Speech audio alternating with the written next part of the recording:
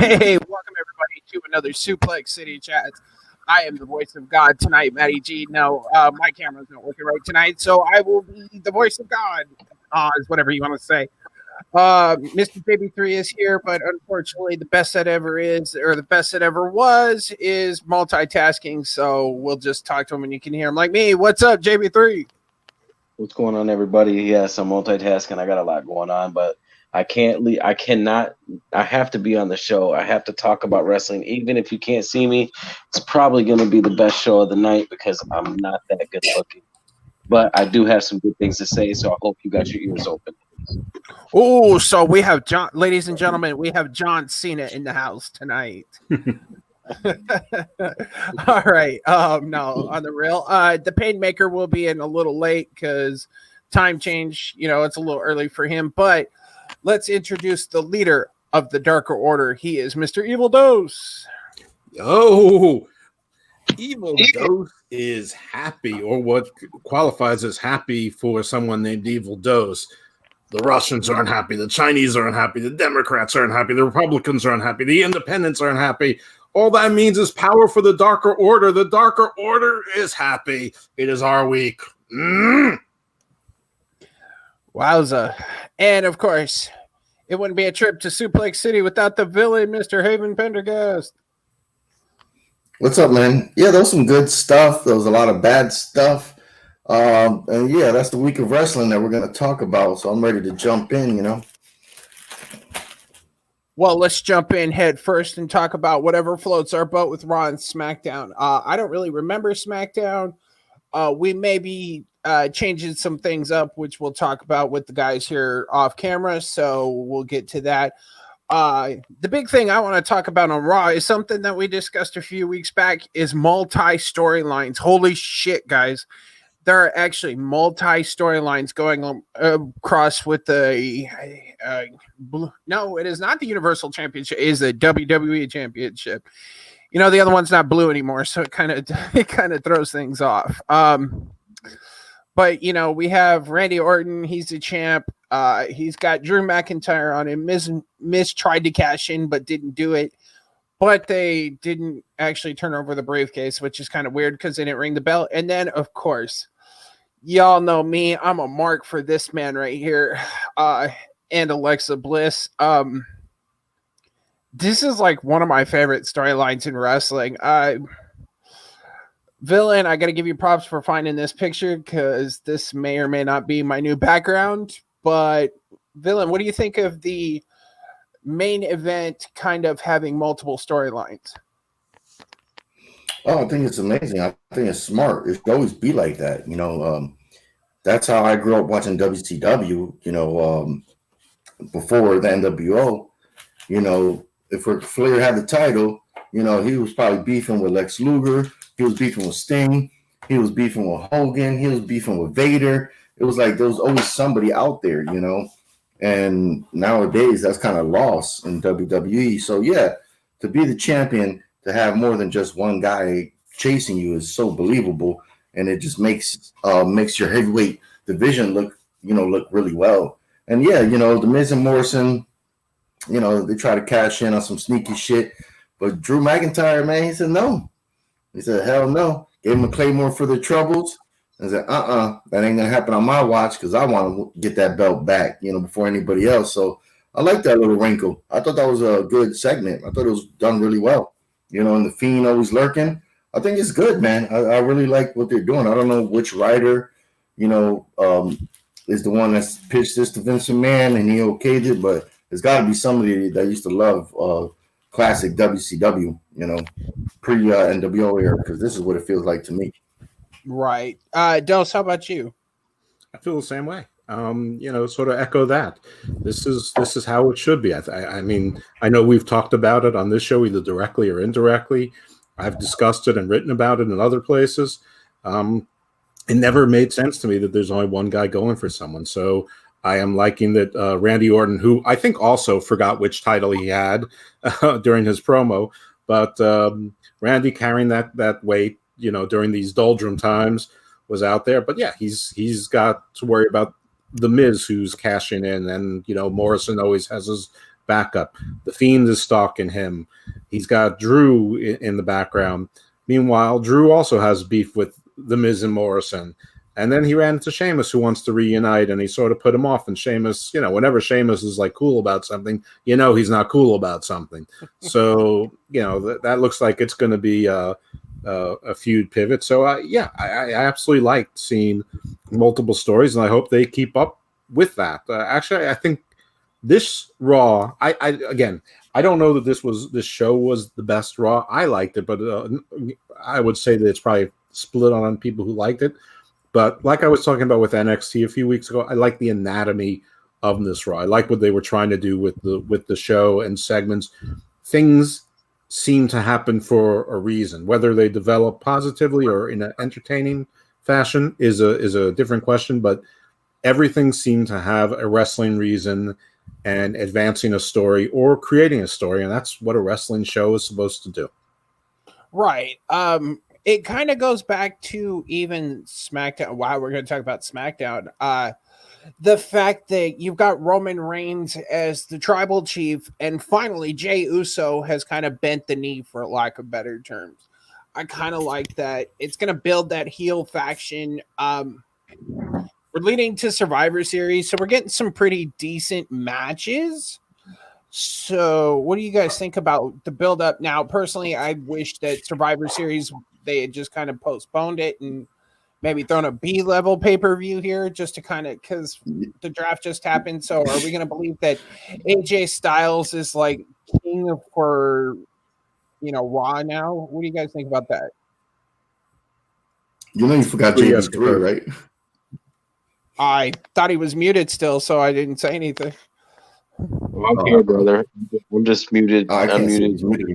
My bad. What you got, JV3? What's in your mind? It's all good, brother. It's all good. Nah, Raw, it was all right. AJ was straight. I liked AJ. You guys talked a lot about Randy Orton having multiple opponents. That's cool with me too. I like that they're using history, whether it be The Miz, the Money in the Bank, the fact that they had 10 years ago, the fact that they're using the history with him and the Fiend and what happened with the house burning down. The Firefly Funhouse, that's pretty cool. I don't know though, like the Alexa Bliss tongue thing, it's weird. But I'm digging like the gloves, the play, and Payne seems to like she's the opposite of the Fiend, even though they're together, like the yin to his yang or whatever. So I'm interested to see what happens. I agree with Dose. It's really nice when people get like when we get an opportunity to see more than one person go for the title. Makes more sense. It's like, oh crap, this person's going for the title. I guess I better wait my turn. No, in real life, everyone's aiming for the title. So I like it. I think Eddie Kingston said it best is, we're not here for second place. We're here for the top belt. Right. That makes sense. Total sense. So, yeah, not much else besides that really stood out to me for Raw. Lana did get smashed to the table for the 7th week in a row. So that's a thing. She's getting pushed somehow. That's getting pushed. Yeah, she's getting pushed into a concussion. Right. She's getting her ribs pushed into her lungs. But yeah, other than that, there's not much else for Raw. I feel the same way. Anybody else have anything they'd like to? Sure. Yeah, the SmackDown. Dylan, you go first, man. Okay, thank you. Yeah, SmackDown, man. We had the return of Daniel Bryan, bro. Daniel Bryan made his return after so many months, and then he loses clean to Jey Uso in a pretty good match. That just shows that Daniel Bryan is a true professional. He's always willing to let somebody else go over, and especially with the storyline. Roman coming in after the match, and then Jey just looking at him, and Jay's like, yeah, you're the chief. And then he super kicks Daniel Bryan when he's just coming up off the ground. And then he does the big splash on him. So it shows that Jay and Roman are united now. So I'm like, man, this is pretty cool, man. But I'm excited to see Daniel Bryan back. I'm just surprised that he lost his first match back, especially clean. So I thought that was pretty cool on SmackDown. That's the only thing I could really remember on SmackDown. But yeah, I thought that was really cool. Yeah, I can understand that. And you're right. It was kind of, I like the fact that they're actually maybe going to do this whole family bloodline, faction, you could say, which is kind of neat. I mean, that's a good name for the faction. If they actually do make a faction, call it Bloodline. Which I think, everything I've read, that's kind of what they're leading to, which more power to, WWE if they're actually going to pull the trigger on it. And then rumor has it that we could see Roman versus The Rock at WrestleMania. I don't see that. I don't want to see that because that shit's already happened.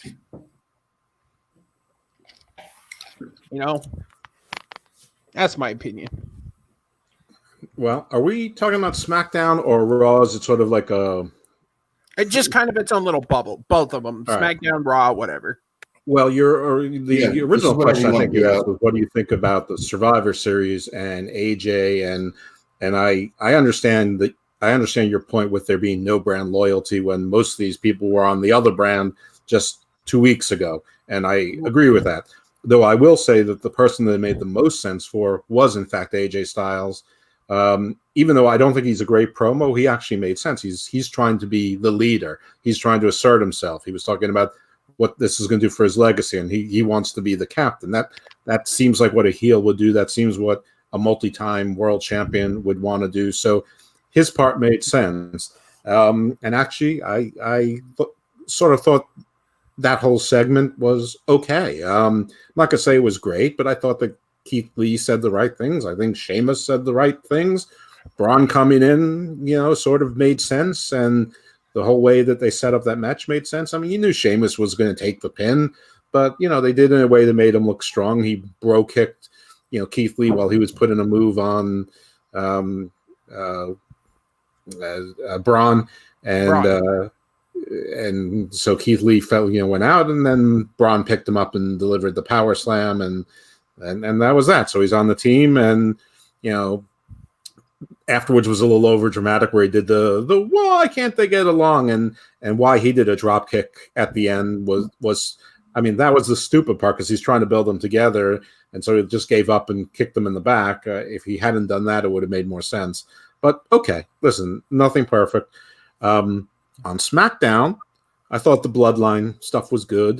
Daniel Bryan doing the honors for Jey Uso was, I think, huge for Jey Uso to have that kind of credibility. He's beaten AJ and Daniel Bryan now. So he has some solid wins, even though he's lost a couple times to Roman. So nothing to be ashamed of there. You've got Sasha being challenged by Bayley. So, setting that whole thing up. There was some other stuff on SmackDown, but to be honest with you, I can't really remember. If someone says, I'll click on that file. But a couple Survivor Series matches. I didn't think they were spectacular. Kevin Owens won his qualifying match, so he's on the team. I guess Jay is on the team also. Yes, I think that's what happened. It's Jay and KO as of now. Yeah, those are the only two. Do we know who the women are on the SmackDown Survivor Series? Bianca Belair. So far, it's just Bianca.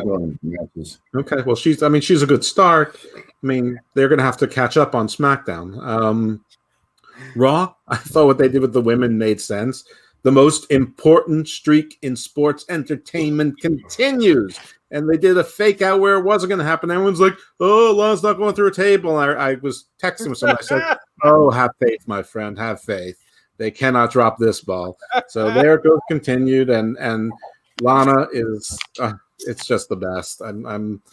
It's fabulous. Again, the most important streak in sports entertainment today is Lana and the table.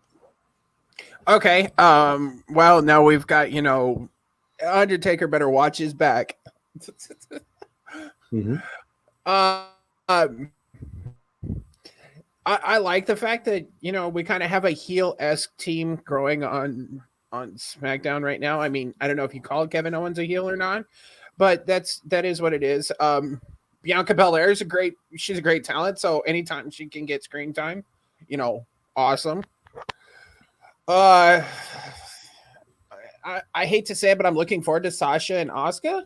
I think that's going to be a great match because I don't think that they're actually going to go along with it and have Bayley pick up the title again, just because we got the babyface win. So let Sasha run with it for a while because she's been just as hardworking as Bayley has. So I like that. You're right. Raw, just why are we actually having matches for the 24/7 title?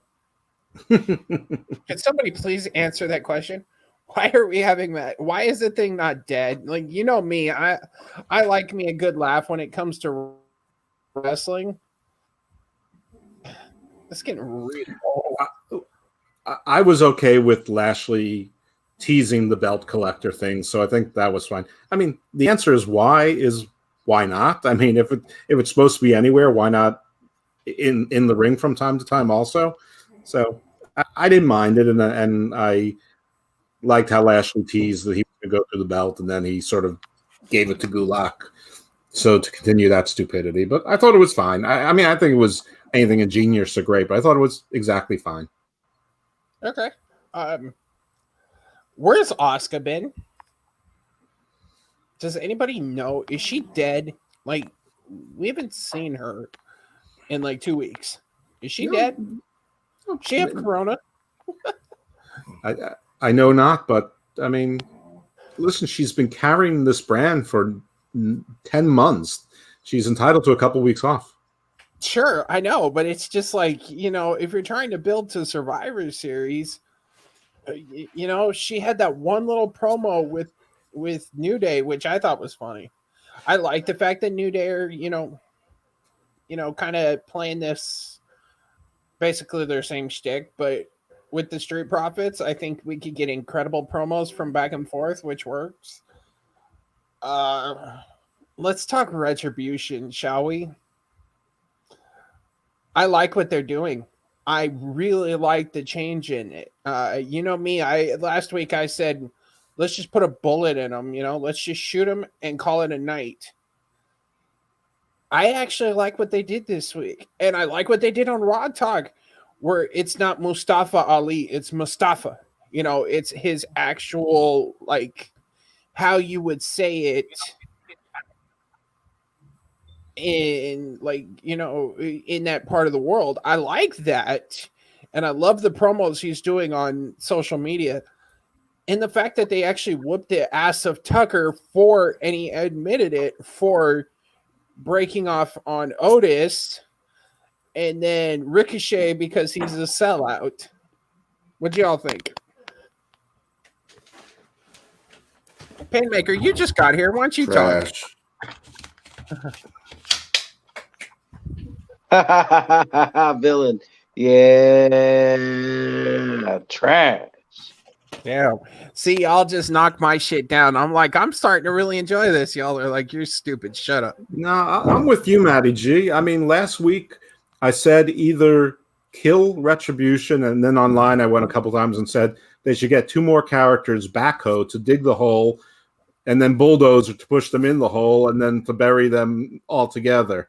And but there were 2 choices: either kill the faction or move them to the low card, mid card, and that's what they did. They moved them to the low card, mid card, where they can either build them back up or keep them there as sort of an annoyance, sort of like, a Sanity or a Dungeon of Doom kind of thing. And, if they're not going to kill it, stop having them lose to your top tier people. If they want to fight with Ricochet, that's fine. But what we really need to talk about is Tucker. I mean, what the hell happened to Tucker? He lost his friend. He lost his tag team partner. He lost his show. He lost his shirt. He lost the match, and then he got his ass kicked. I mean, poor Tucky. We're talking about no one likes Keith Lee's singlet. Nobody likes Otis's silly shirt. So Tucker comes shirtless. I didn't even recognize him at first. I'm like, who the heck is that? loses to Ricochet in about a minute and a half, and then got beat up. Oh, Tucky. Oh, poor Tucky. It was longer than when Brock Lesnar destroyed Ricochet. Yep. So, I mean, there's something there. Villain, you think it's trash. Paynemaker's on strike, and JB3 agrees with Payne. Well, it is what it is. And that's the beautiful thing about wrestling is we can all have our, our likes and dislikes. I like the way they're moving with them. I hope that they continue this kind of, let's move them down the card and kind of rebuild. Oh God, what is her name? I meant to look it up. The female member of Retribution. What is me again? Reckoning. I don't know if you all saw on social media, but she's actually calling out Asuka, which Mia Yim can go. I don't do social media. I mean, she can go. So I have a real life, so I don't watch other people's lives on social media. Well, this was a WWE thing. It popped up on my YouTube thing. So it's the only reason I watched it. But she can go, so what the hell? I mean, her and Asuka probably could do a hell of a match. Let's not fuck it up. I have no issues with it, but she has to win some matches first before she gets to the champion. Sure. I mean, really? Yep. I would like that to be the way it should be, Paynemaker. That's how wrestling should be. I'm not joking at that. I'm just, guys, this is WWE. I mean, you really think they're just going to have her fight, and then they've done that. They've done that with Lana. They've done that with Zelina, to where, I mean, I've seen Zelina wrestle. She's a great wrestler in the indies, but it's been clear in WWE. The moment she decided to be a wrestler, she challenged for Asuka, and they give her the belt. Will not be shocked they do the same thing with Reckoning, where she's just gonna provoke Asuka, and then through Adam Pearce, she gets a championship for their December pay-per-view. So, have we figured out if he's the Raw general manager yet? Nobody fucking knows. Yeah, he's on SmackDown too. He's just a WWE official. Well, because he's like when they were discussing Braun Strowman being a part of the Survivor Series team, he's like, we'd really love to have you, but blah, blah, blah. It's like, okay, bro, pick a side. I really don't want to talk about Jeff Hardy and Elias because that guitar shot looked like it probably hurt like hell because it didn't break. I don't know if y'all been hit with a guitar, that. Oh, sure. Of course. It depends on what kind of guitar you're talking about. It was a Fender, bro. This thing is a full-on heavy. It didn't break, so it probably means it's not, meant to be hit. It's like kind of like a Sammy Guevara thing. And someone should have told that to whoever set that up for the guitar on the pole match. Jesus. Well, and then he hope that feud is over. Then he pinned him. That feud ain't over. Come on now. I know you're right. Come on, we're gonna end up at TLC with that fucking guitar on a ladder. We're gonna have a ladder match with the winner getting the guitar. Okay, we're getting to the bad part of Raw, and it's really kind of irritating. Does anybody else really want to talk about Raw? No, I think we covered it.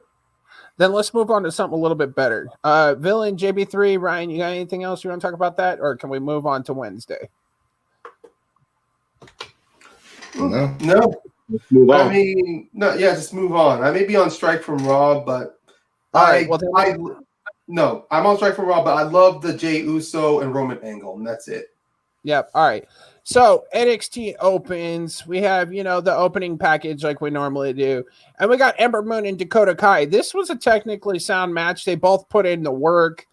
It looked like they were really beating the shit out of each other. They were really selling for each other. It's kind of weird that Ember Moon lost. Ryan, how do you feel about that? No, I mean, it's not weird to me at all. I mean, it's kind of a good way to it's a good way to get Ember Moon back into NXT with that singles match, because after that teams match, it was kind of a good way to slowly just build her, but at the same time give her an obstacle during her time at NXT. And while I don't see Dakota Kai as an obstacle, I still think Dakota is the best wrestler to go up against, to have a good feud, for someone to have a feud. Jeez, I can't even say what I want to say, but the match was great. You see the back and forth. Ember and Dakota are great strikers, as you saw. they were always able to have an answer for each other, or they were most likely they just wanted to tear each other down. And I like how Raquel gets herself involved. It's reminding people Raquel is not she's not like that big ass dude that AJ Styles walks out with. She's there for a purpose. And with Dakota showing her more aggressive side every time, her winning this match, it's perfect because it's going to continue this little feud between the two of them while Ember improves. The new Ember improves. All right, Villain, what you thinking? I think both of these women matches were okay, and they both ended the same. Some other person coming out, then some kind of roll up. I mean, it's whatever. It's NXT. I mean, at least they're trying to focus and start building on storylines now. But yeah, it was what it was. I don't give a shit about this match. There you go. All right. Ghost, how about you, brother? I'll go Jamie, next. Jamie, go ahead. Yeah, so I halfway agree with Villain. I think that it was just okay. I'm a little underwhelmed with Ember Moon. Not any lack of interest for her personally. I love Ember Moon.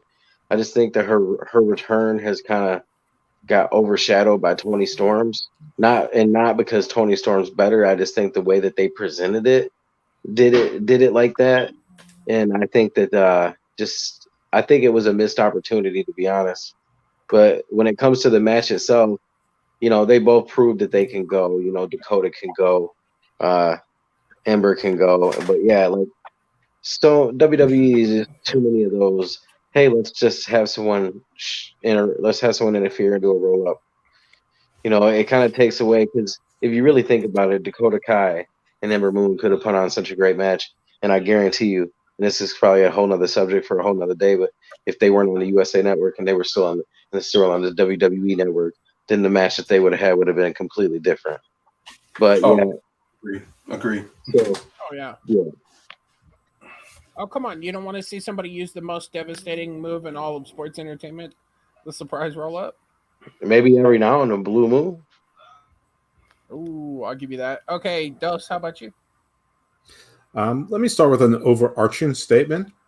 I really needed a break from the world last night, so I was really happy to have 4 hours of wrestling. So I want to say that any negative comments I make tonight are outweighed by how happy I was to have these distractions. So I want to say that I actually loved every part of wrestling last night, even the parts I didn't like. I love to have something to not like for the reasons I like to not like things, as opposed to the real world, which continues to be a fucking piece of shit. The match itself, agree with Paynemaker that I like Raquel Gonzalez's interference in it. Agree with everyone else that this was just meh, and it was 27 minutes of meh to top that off.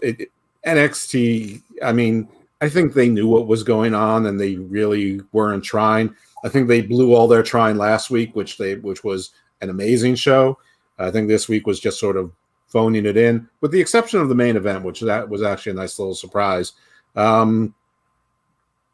It was okay. I mean, I agree with everyone else that Ember coming back, from the main roster, former champion, and losing, but it wasn't exactly a clean loss, but it wasn't so dirty that it was that tainted. So it's fine. I don't really care much about Ember Moon or Dakota Kai. out of the three people involved in this match, Raquel is the one I'm the most interested in. So anyway, I thought it was fine. That you can move on from me on this one. Alrighty then. Let's move on to the next match. Cameron Grimes. Wait, JB3, can you say it for me? How does that man pronounce his name? No Cameron Grimes impression here. All right. Grimes. Damn it, JB3, you're fired. And he took on Kushida. Kushida won. Cameron Grimes is being stalked by a zombie ref. Okay. Dos, lay it on us. The zombie ref was my favorite part of the Cameron Grimes interplay. He's well cast as a comedy character. Match was fine. I feel the same way. I don't really care that much about Cameron Grimes generally. I mean, I sort of was hoping that Loomis versus Grimes is over, but I guess it's going to have to be resolved by an actual, standard in-ring feud. Okay, whatever. Kushida won. He's supposed to win. He's the guy that they're building to be a contender. So again, another like 20 or 30-minute match back to back. That's too much for me, but it was fine. It was just fine. I would like to know how the ref broke the spell. That what I would like explained to me. Fair enough. JB3.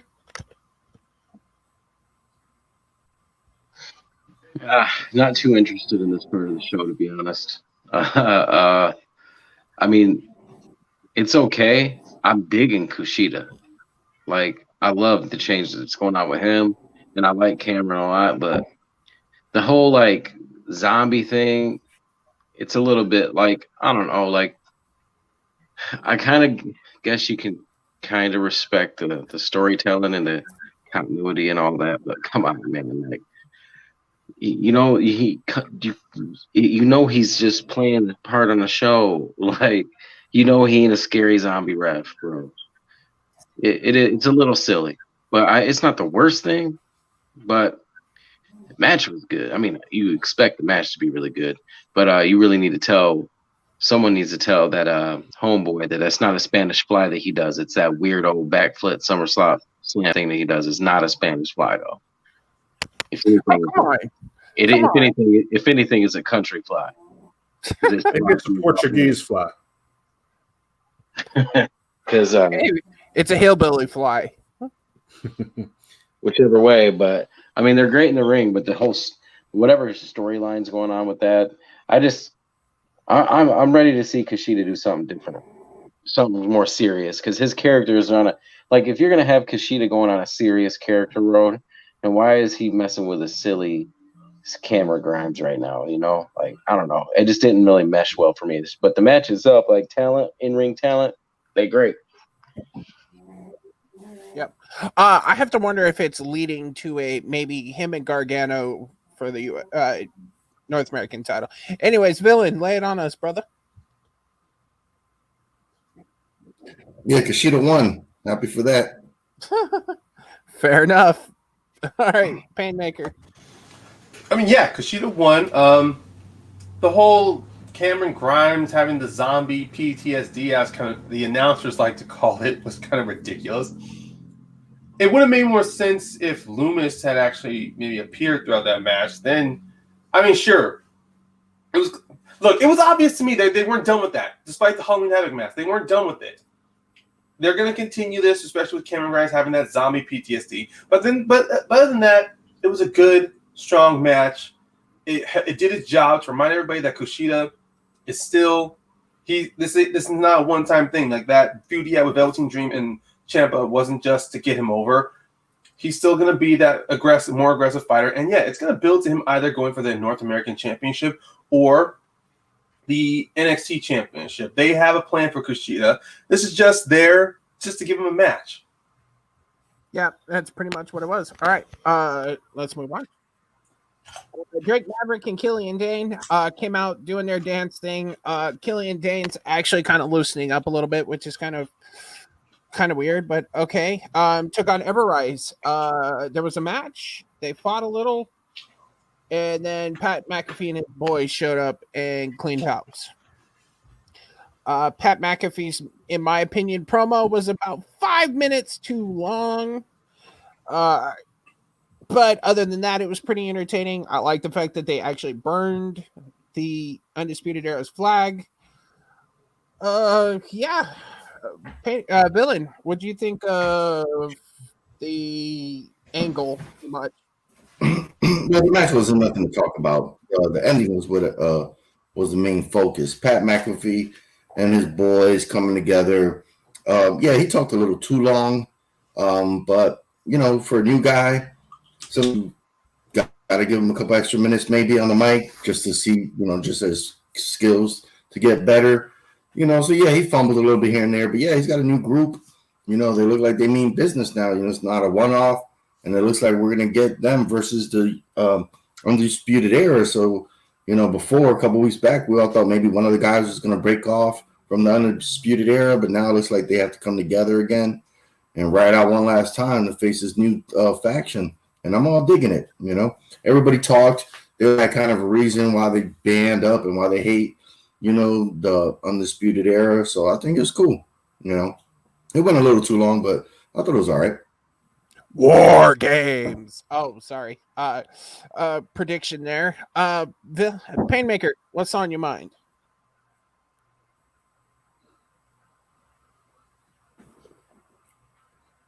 And ladies and gentlemen, the Paynemaker is having dinner. Sorry, bro. You're like muted, bro. Yeah, I muted because I was eating. I didn't want the crunch to get in people's way. Look, it's gonna happen. Undisputed Era, Pat McAfee's Team War Games. It's obvious. McAfee went on longer than expected. I was more interested in hearing Birch, Lorcan, and Dunn talk, but they get one or two lines and then it's just McAfee all the way.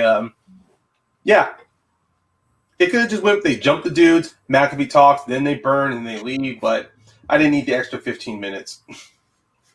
Okay, Dose. I don't quite understand what this had to do with Killian Dane and Drake Maverick or Everrise. I'm not sure if they're going to do a dance with either of these teams, but I thought the beginning of this segment was fine, and I thought the end of the segment, which I think is on right now live on TV, was fine with smashing the door on Dane and that pool of blood that he was in. So that was all right. So, I mean, obviously something is not right with the Undisputed Era, so there needs to be a little bit delay in getting those guys together. But Pat McAfee, who I praised last week and acknowledged he went a little bit too long, but I thought he was a natural. I mean, last night, I'm pretty sure Anderson Cooper in the panel is talking about his promo, which is still going on right now. I mean, it was forever. I mean, then we went to a commercial break and you come back and he's talking more? Really? Come on. So they could have had another match in this. If they cut 2 minutes off of each of the opening two matches and 5 minutes or 7 minutes off of him babbling on and on, they could have had a 10-minute match. So, okay, fine. I think this faction is all right. I thought the story about Pete Dunne and Roddy Strong was a little bit going deep in the archives, and I don't really remember there being much of a bond between them, but maybe I'm wrong. I don't know. But it was something. Fine, I get it. They were the big dogs. We're trying to knock them off. It was a simple enough story. Okay. It just, it was like Tolstoy-esque, though, in its length. That's fair. JB3, you want to talk about this?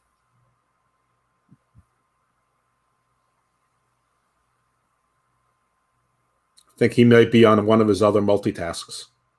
Yeah, apparently.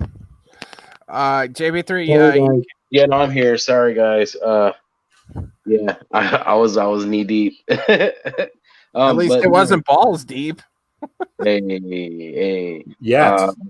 What match? I got to remember what match we were talking out of. Oh, never mind. I know. I agree on the part that Everrise and Killian Dane and Drake Maverick didn't have nothing to do with it. But, they take that back to the old days when they always do that kind of stuff. I don't agree with it, but it is what it is. However, Pat McAfee did talk way too long. He's a great talker, whatever. But the one thing I liked a lot, again, the continuity. Like, they just doing their thing. Like, come on. Like, they had Pete Dunne, the deep, deep story of why he would turn his back on Kyle O'Reilly. Like, we all knew it when he did it. Because we thought about it. We were like, oh, that does make sense. Because Pete Dunne back in the day, they turned on him and they mentioned it. And then to talk about Oney Lorcan and Danny Burch and how they had beef with him. And remember the time that Adam Cole, because I remember when I watched that match, my buddy was like, that's trash. Adam Cole slid him out of the ring. And I remember that. And I was like, yeah, that was trash. But, that's the Undisputed Era.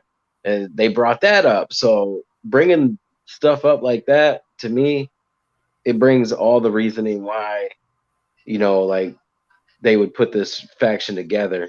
It all makes sense. It does a little bit remind me of the episode of Friends that Brad Pitt was on in the I Hate Rachel Club. But wow. but I like that it's got a rich story behind it. Sure. I'll give you that. I will absolutely give you that and raise you one for that. So we'll move on. Shotzi Blackheart took on Toni Storm. This basically ended with the most deadliest move in all of sports entertainment almost, because now we're building a Candice LeRae Shotzi Blackheart story. The match itself was fine. They had a decent TV match.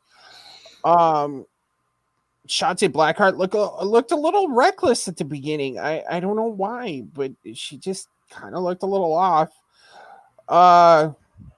That springboard DDT though, that's nasty. Like I mean, I'm a fan of the DDT, like the Death Rider or the elevated paradigm shift are awesome. Yeah, that. The match was fine. It was kind of more of a angle built around a match. It was fine. Paynemaker, what'd you think? I was 100% into this match until that ending. And look, I think the commentary did a bad job of trying to highlight why Shotzi Blackheart was a bit aggressive. Well, the whole thing was that Shotzi's tank was missing. She accused Toni Storm, even though it was clear to anybody at home it was Candice LeRae. But it was just the whole thing like it's going to be for spirited competition, just a friendly match between them. Shotzi comes out, she's aggressive, she pisses off Toni, then they start getting aggressive towards each other to where Shotzi is acting reckless. But commentary, I think they just did a bad job at it. They weren't connecting the dots. Even beyond that, I still love the match. Toni Storm, in my mind, I've watched so many of her indie matches. Like, she's fantastic. I don't think she can do wrong. And just her and Shotzi, I think they were on the edge of putting together a classic. But yeah, that slingshot DDT to the outside, then that stupid 10 count to where it was clear when the ref got to 9 and Shotzi goes in. In reality, a ref still should have been counting, but they were waiting on something. And then, of course, you got the Candice distraction. And then, of course, yeah, Toni Storm using the most devastating move in all sports entertainment, the roll-up with the bridge add-on for a little seasoning. And then at the end, Candice gets in Humvee and rolls over the tank, which in reality, that was so fucking weak. That was weak as hell. If she really wanted to destroy that damn tank, what they could have done was a good camera shot to where that Humvee backs up, revs up its engines, goes at 40 or 50 miles at that tank to run it over. Instead, it's just a simple... Like, but it does set up, something down the road. I mean, it may not be the best thing. Yeah, I know. It was just like it dragged after what I thought was a good match between Shotzi and Toni, and it was just like a bad. It's like oh god, it was just it really brought that match down, honestly, because it was tacked onto it. Yep. Okay. Dose, what'd you think? The match was good.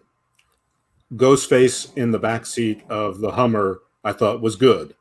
The weird Shotzi. She had such a good week last week. She is reckless. I don't know why I'm surprised she's reckless, because she's been reckless a lot of times we've seen her. She is not in the indies, but she still is very indie. I worry about her because she's sort of starting to catch on, and she reminds me of Jeff Hardy, except he's still doing it at 42. I'm not sure if she'll be doing this in a year if she doesn't sort of scale things back or get a little bit more controlled. The match was fine. the story was herky-jerky. I don't remember there being any beef with Candice and Shotzi before, or Candice ever talking about the tank before. It just sort of seemed like it was retrofit to be in the show. The crushing of the tank, okay, I get it. These are wrestling feuds are often stupid. They could be over Cameron Grimes' hat. They can be over Miro's arcade machine being as a gift being broken. So that's all right. I hate the tank though. So the tank is a heel. So to me, Candice did nothing wrong. But if it wasn't for the Me and My Shadow song and dance routine from 3 weeks ago, this would have been the stupidest thing I've seen in wrestling in a long, long time. So this was dumb, but dumber than the actual crushing of the tank and that segment was Shotzi's Darth Vader no crying for 20-year response to it.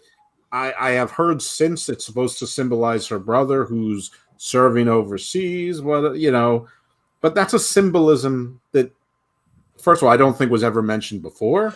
Yeah, that's why I say commentary. They did a bad job on this one, but go ahead. Yeah, well, everyone did, because they could have talked about it for the past 7 months that Shotzi's been sort of being built. I don't know. It was just, it's a toy tank. It's not. I don't know. It was dumb, but for me to talk too much about it is possibly dumber. So I'm going to stop.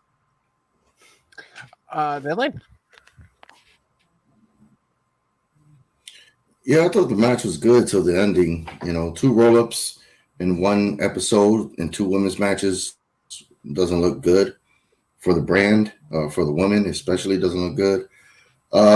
Yeah, the end, I don't know where they're going to go. I'm guessing Candice, that's the first opponent. She's going to put title on the line, I guess, Chauncey, and she'll probably beat Chauncey and then, build up some more wins after that. But I guess that's how they get it. Maybe she wanted payback since Chauncey was the one that hosted Halloween Havoc and she spun the wheel. And, maybe that match, maybe that's why it pissed Candice off. So maybe this was payback. But, yeah, that's enough for me. That's fair. All right, Joe. Candice did say you cost me the NXT championship. Consider us even. So, Mr. JB3, what you thinking? Yeah, I don't know. I was under the impression that the tank was special to Shotzi because it was some type of a souvenir about her brother who's in the military. Some I don't know the full details. So that's something that I heard. It was either commentators or somewhere else I heard that. Same thing with the helmet. But the match itself, I was so glad to see Toni Storm. Shotzi seems like she's a company girl, so they're gonna take care of her no matter what. Toni, man, I'm just glad it's here. I know it was crap that it was another roll-up finish. At least Toni's had a bridge with it. Yeah. But yeah, I just love Toni Storm.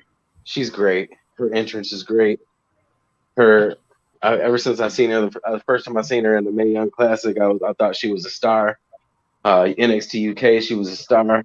You know what I'm saying? Like, I really, really just thought it was great. I thought, I'm just glad to see her. Everything about her, I really like a lot. So I was happy to see her. Shotzi, I like her too. I think it's a weird thing to say. The last thing I say about it with that botch, the beginning, they did mention is like she was a little distraught over that tank, and I don't think it got ran over yet, but something happened to it, like it was missing or something. So they were like, they were saying, and the commentators were saying like, man, she's really messed up right now, not a focus because of what's going on. And she came in blaming Toni Storm, like Toni had something to do with it. And Toni was like, girl, I don't even know you. Just like called me out. So yeah, it was if there's any time to have a botch, if there was any time to have a botch like that, it was now. Because it almost seemed like they would make it was on purpose. Like that was how there's do a springboard and botch it so that we could say that you're all mind jacked. But probably not. It was probably just a botch. I really love Toni Storm, and I'm glad she's back in full force, ready to go in NXT. All right. And then let's round it out, shall we? Our main event was Tommaso Ciampa taking on the Velveteen Dream. I had a major problem with this match, and maybe somebody can clarify me. Who was the face and who was the heel? Because if Ciampa was the face, shouldn't he have not gone for Velveteen Dream's arm? And if Dream was the face, shouldn't he have like sold more? I don't really. I don't think there was a face heel dynamic here. It was just pretty much Ciampa. From Ciampa's promo last week, he's pretty much just saying that all the new people, everyone, most of the new kids here at NXT, they're acting entitled, they're acting spoiled. He's pretty much saying, I'm more hungrier than you. I want my shot more. I mean, it was clear he's still a heel. It's not obvious. I guess it's just more of who is the bigger heel amongst the two of them. And I think it was clear to me in this match, Ciampa is meant to be displayed as the bigger heel. The fact he was trying to break that, he was attacking the cast while he was constantly attacking Dream. I mean, let's be honest. Ever since Dream and Kushida, Dream's entire match has been nothing but him getting his ass kicked 80% of the time. That's fair. Villain, what you thinking? Yeah, I'm thinking Tommaso probably was the face. I mean, you could go after a weak person's body part. Doesn't make you a heel. I mean, Bret Hart used to always go after people's, weak spots, in a match. And he was always the face, 80% of his career. Yeah, the match was good. I don't know what they're doing with Dream. I'm guessing he's still on punishment or some shit, but Very. Yeah, I mean, the match. Chopper. Yeah, the match was good. It's just we got to see where they go. They're not really mentioning the heavyweight title yet, so maybe they're hoping on a prayer that Finn Balor is back soon, but they might have to do something because, these guys ain't wrestling for nothing. So, yeah. That's fair. Dos, how about you? What's on your mind? Firstly, kudos to Velveteen Dream for a pretty spot-on Dennis Rodman NWO impersonation. Respect for that.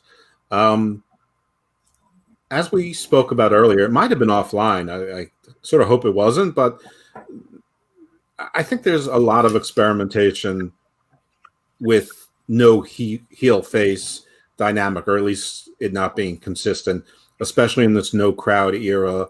I think they're experimenting with some things with mixed results. Like we talked about earlier, if it was online, I apologize for repeating it, but one of the things that I am not sure what I don't like possibly on Raw is how the announcers at the end said that Drew and The Fiend set up Randy Orton. I don't mind The Fiend going after heels and faces, but when he's working with Drew, it's sort of like he's a face, and The Fiend can't be a face. So, and this will come up a little bit later in the next show we cover, where I think there's also sort of a messed up heel face or heel dynamic that's sort of been botched for no reason. In this case, I didn't mind it. There was a three-way match. Ciampa lost because Velveteen Dream's cast hit him in the head and knocked him out. He wanted to get revenge. Tommaso Ciampa's come back sort of as his own man on an island. He's been pretty savage about it. Almost killed Jake Atlas a couple times and a few other people as well. So this is entirely consistent with Ciampa. I mean, I think he's sort of doing a quiet, methodical, stone cold Steve Austin thing, where he's sort of attacking everybody. So I didn't mind it at all. I don't know why he came in with the face mask, so that was a little bit weird. Last week would have made sense, maybe on Halloween, but okay. I guess he's trying to pretend he's in New Japan. But actually, I thought this match was the best match of the night on either show. So I don't really have any complaints about it, and the heel dynamic didn't concern me one bit. I don't like that wrestlers, once they turn to be a heel or a face, all of a sudden start wrestling completely different. It doesn't. I mean, it can be gradual. I understand it's part of the story, but I sort of don't mind when they have a style and they use it. So that's fair. Paynemaker, what's on your mind? I don't know. I felt. I mean, look, this match was back and forth to me. I thought there were some good moments from Ciampa, him establishing his dominance early on to Velveteen Dream for costing him twice 2 matches against pretty much when he and Kushida were having their little feud. And Velveteen Dream, he did his job though. He was there to get kicked. He was there to he was there to get his ass kicked, and then also be the one to be like that, not cowardly heel, but kind of like the opportunistic heels where he gets his shots in when he can. I was back and forth on where the cast would actually have an effect in this match, and I still don't know how I feel about it. That's fair. All right, JB3, let's wrap this shit up. That's what she said. So come on, Big Daddy, you're better than that. So there's you guys pretty much broke this match down with I didn't hear one thing, and I'm gonna bring it up. It was my favorite thing of the match. Is out of you give the face heel face diet tweener whatever. It was a good match. And yeah, I can totally see Tommaso Ciampa being the whole, attack everybody. I mean, his music says no one will survive, so it makes sense in that regard. But the one thing that impressed me more than anything that was so cool, and I guarantee you Randy Orton's going to steal it somehow, is how he rolled him up into the ropes to hit him with that Widow's Bell. Correct me if I'm wrong. I don't know if that's the name of the move. But he hit him with that when he rolled him up in there and popped him with that, and then got him with the fairy tale ending or whatever. That it was a creative way to put him in the ropes, because normally they'll be already in the ropes, but he found a creative way to put homeboy in the ropes, and that I thought that was pretty sweet. So other than that, it was a pretty good match. I wouldn't say for me it wasn't the absolute best of both shows. However, it was definitely up there. I wasn't disappointed. That's for sure. Absolutely. All right. That wraps up one. Let's move on. Wait. I know it's pretty clear you don't want to talk about it, but what about the whole segment with Johnny Gargano? I honestly forgot about it. Honestly,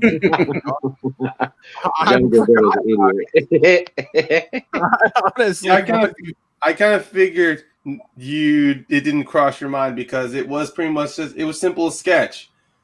But you have our attention. Yeah, look, I'll be honest. The sketch did come by. It did go by. But when I rewatched it later today, I'm like, Johnny is giving you some great heel and character work just with the freaking board game. And I don't know what it is, but yeah, in the same way with Evil Dose, though. I mean, like with this whole craziness of this world, that quick 2-3 minutes, especially rewatching it, was a good I got like a quick chuckle with that whole call from the ghost face. He's like, I'm in your house. Yeah, I know, you're right next to me.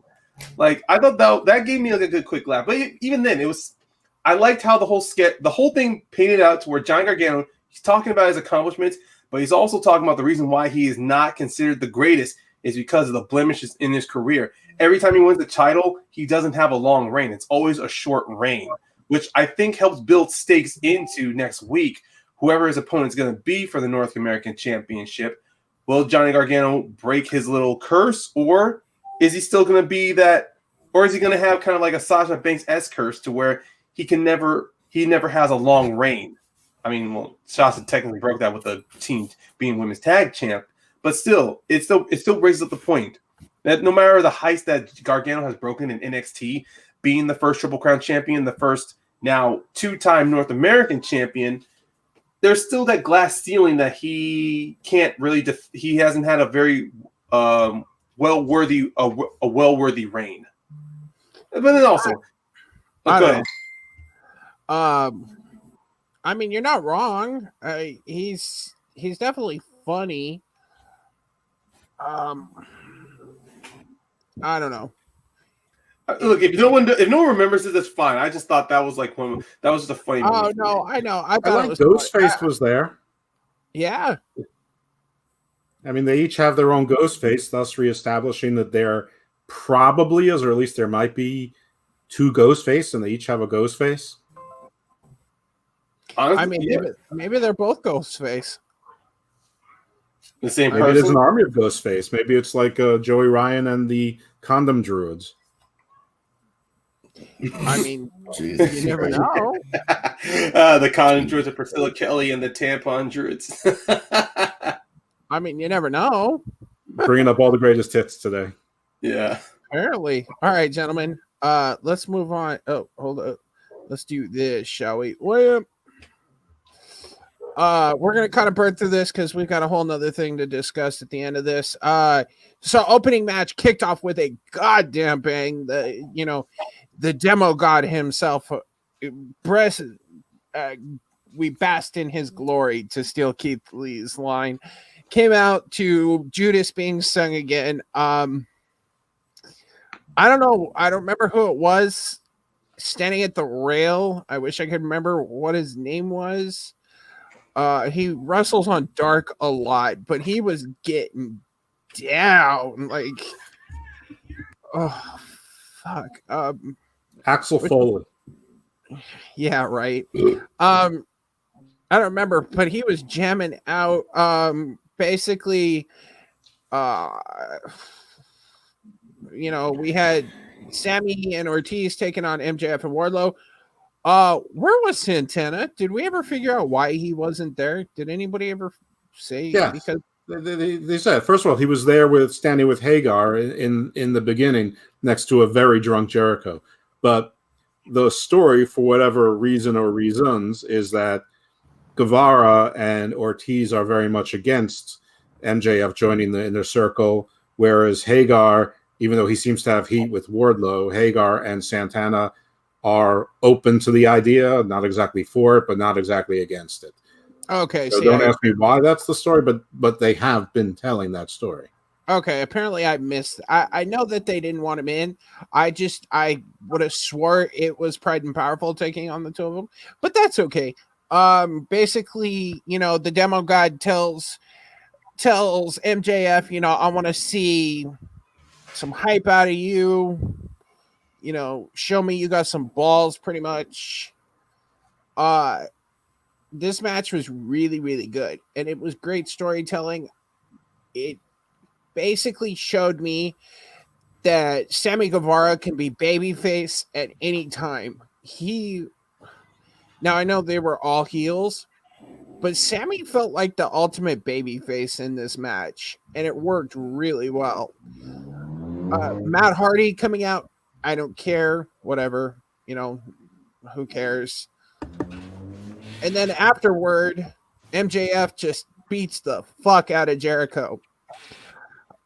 I liked it. What'd y'all think of this fiery start, Villain?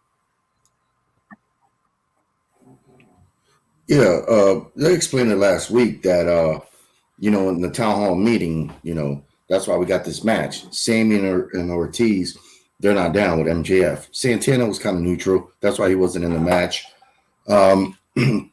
Yeah, the match was good. Yeah, Sammy could go in the ring. He's very cocky. And when you're having three heels, I think the match was just too long. Like MJF and Wardlow should have put them away like in 3 minutes. But that's going to be a consistent theme for me tonight when I talk about AEW. Some of these matches are going a little too long when you need to build people up. And yeah, he called him soft. That's what Jericho called him. He said, I want to see, something out of you, MJF, because I think you're soft. So that's why. But I think Matt Hardy had to do that spot because once he hit Sammy, that gave MJF the opening, to have Ortiz tap out. And then he went up, and then he speared Chris Jericho. And then, Hagar came out and they had a little shoving match with Wardlow, and Jericho smiled. Jericho on commentary is always great. It just sucks for the other people because when you have a 4-man booth, Jericho's going to talk most of the time. And I think, that's the only thing with the 4-man booth that either Tony or Excalibur needs to jump out because, Jericho's always going to be talking more than anybody else. And Jericho's great at it. Maybe he's going to transition to a commentator, but four men just don't work, And he tries to do well. He always tries to pass it off to somebody else, but he's always just talking. So, but yeah, the opening match was okay. Should have been shorter, but yeah, it was a good match. Builds up to the pay-per-view. All righty. Dose, what do you think? You said Dose? Yes, I did. Okay. All right. Remember my overarching statement from earlier. I loved all wrestling last night. Couple notes on Jericho that I took last night. I was so inspired to that I recorded it. Again, clearly drunk. I know why they did the spot, the soft, and MJF running at him, basically repeating the Orange Cassidy spot from a couple months ago, almost move for move. But here's a couple things that Jericho said. He liked Isaiah Cassidy, who he just faced in a match like 3 weeks ago, so there's no reason he should like him. He criticized drinking while he sells bubbly. He called Penelope for the tramp for no apparent reason, and then when Jim Ross scolded him, he says, well, look what she's doing. She wasn't doing anything. He called Hagar's MMA opponent Brandon Cutler, which, if it was on purpose, I thought would have been a funny joke. I actually made the same joke myself earlier, but I don't think it was on purpose. He called OC, who beat him. He's kept calling him moron and this and that, as if he was someone that he didn't respect, even though the guy beat him 2 out of 3 times.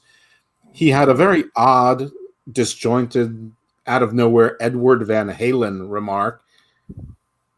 He said Schiavone, and then in the very same sentence pronounced it Shivani.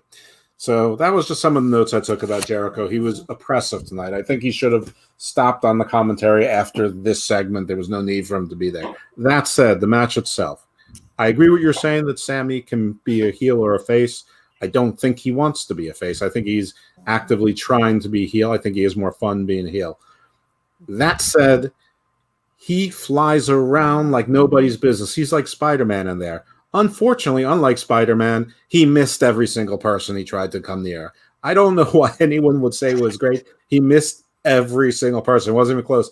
And then that move where he decides to do a dive through the center, in the center of the ring over the ropes, like he knew that MJF and Wardlow were going to come together in the center, even though they were at opposite posts. That was so contrived.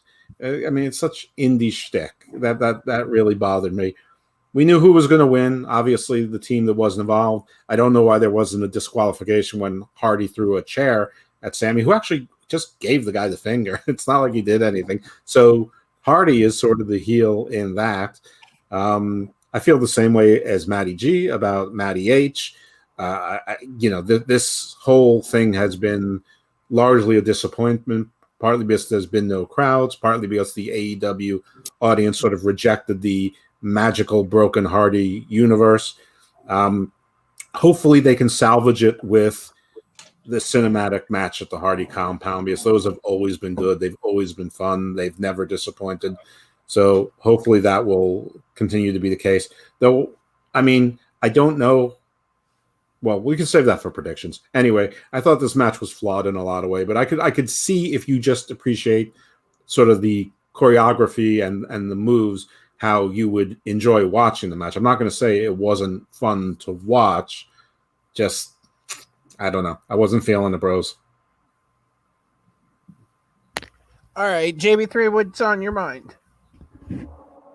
I wasn't that disappointed with some of the dives. I think one of them it looked like it was meant to be a clothesline. 450 lariat. I don't know. It was kind of sloppy. I just, I'm worried.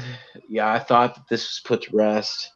I thought that Matt Hardy almost died too many times already.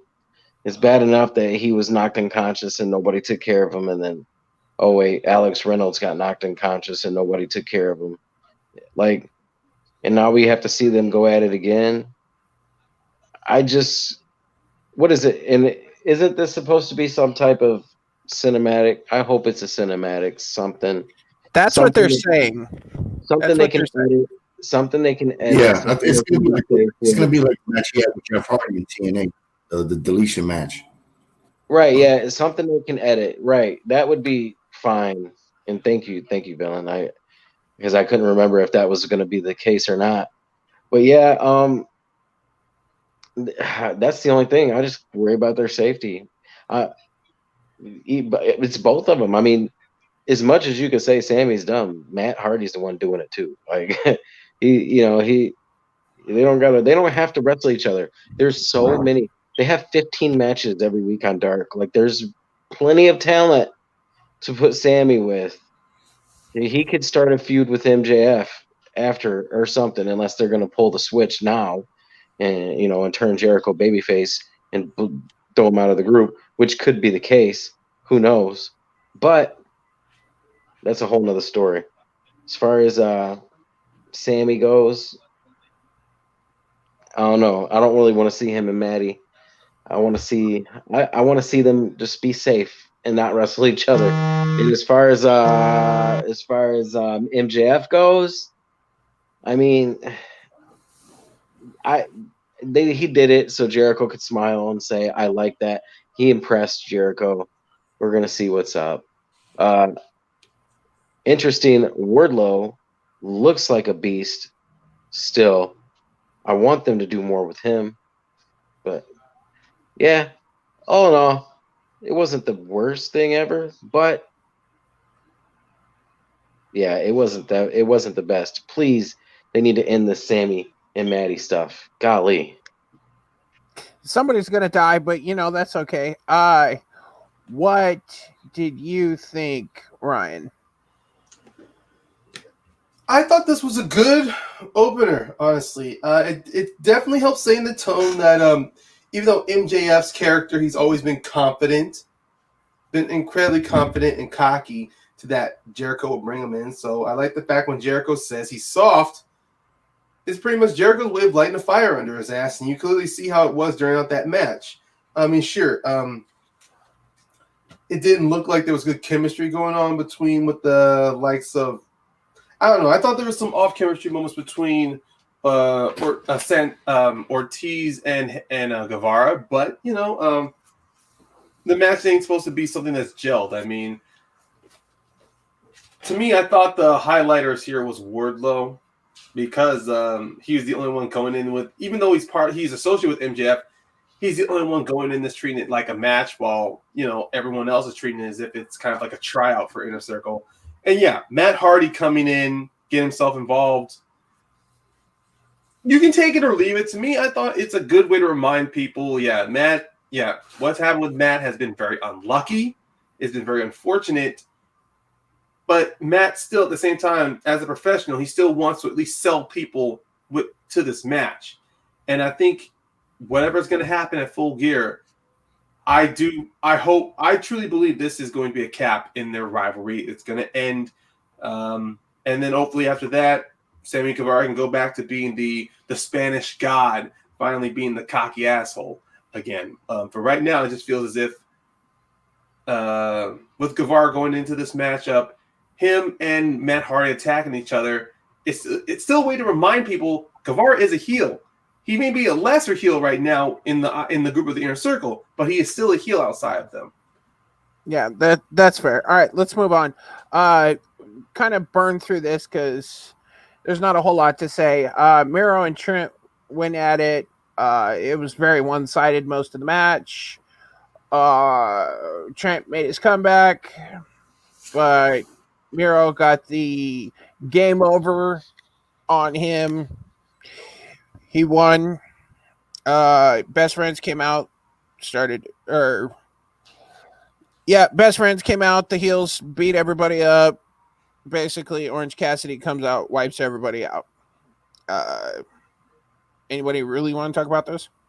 Sure. Okay, go for it. All right, this was another one where they continued the shtick. This match was way too long. Trent got way too much offense. He slipped at the end. I don't know what was supposed to happen there. I assume it was going to be a Machka kick in the air, but that was sort of, botchy.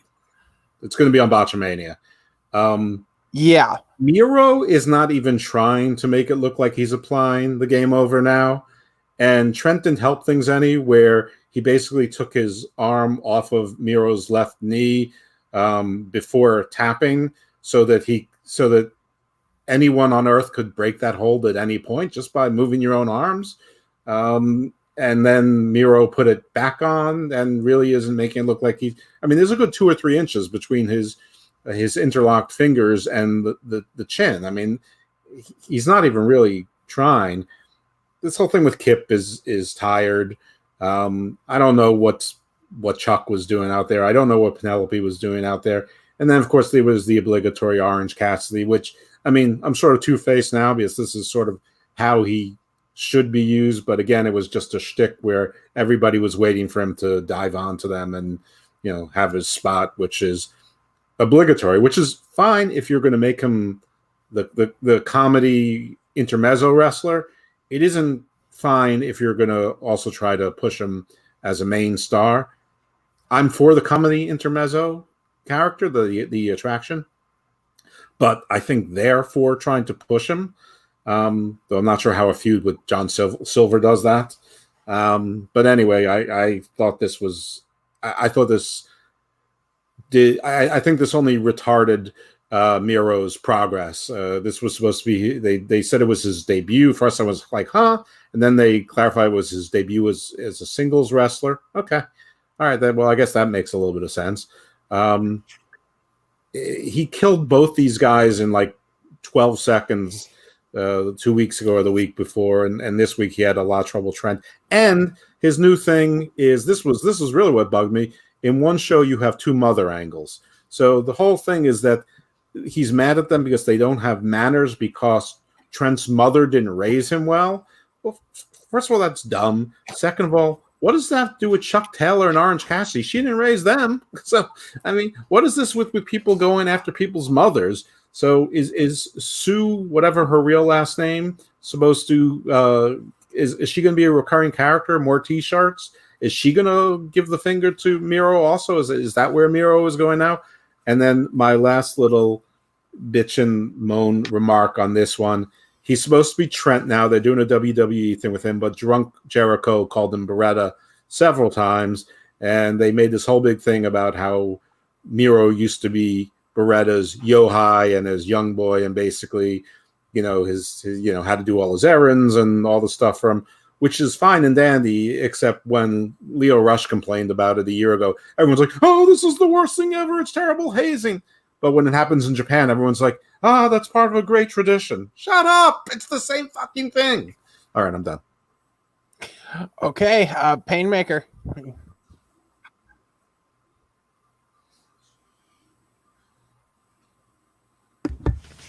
Yeah, the match was a bit rough. The match was rough. It didn't need to be that long. At this point, I'm not sure I don't think Miro, unfortunately with this match, it just shows Miro's not ready for the over 10-minute matches yet. I think you need to tone it down. Look, the way from the last team's match, the last tag match he was in with Kip Sabian, you saw Miro being used to good use. And I thought he and Trent was going to work well because I remember, I can't remember what podcast or so, but Trent, or at least, Trent did talk about that he did know Miro during their times in FCW. And I thought, okay, they brought this up in AEW. This would be a good way to take what would that start off as a very stupid feud of breaking a video game that could have easily been fixed. Instead, it could have been a way to bring up old feelings from the past to where Miro is like, to where Trent can be like, this is more than just a video game, isn't it? This could have been something that happened between us in our past, to which could have definitely helped enhance this feud with Miro, Sabian, and the Best Friends, to where Sabian, sure, he's feuding over a video game, but for Miro, it could have been much more personal. But unfortunately, with this match, it was like felt like a regular street fight. It was like it wasn't choreographed though. It was like these men really wanted to hurt each other.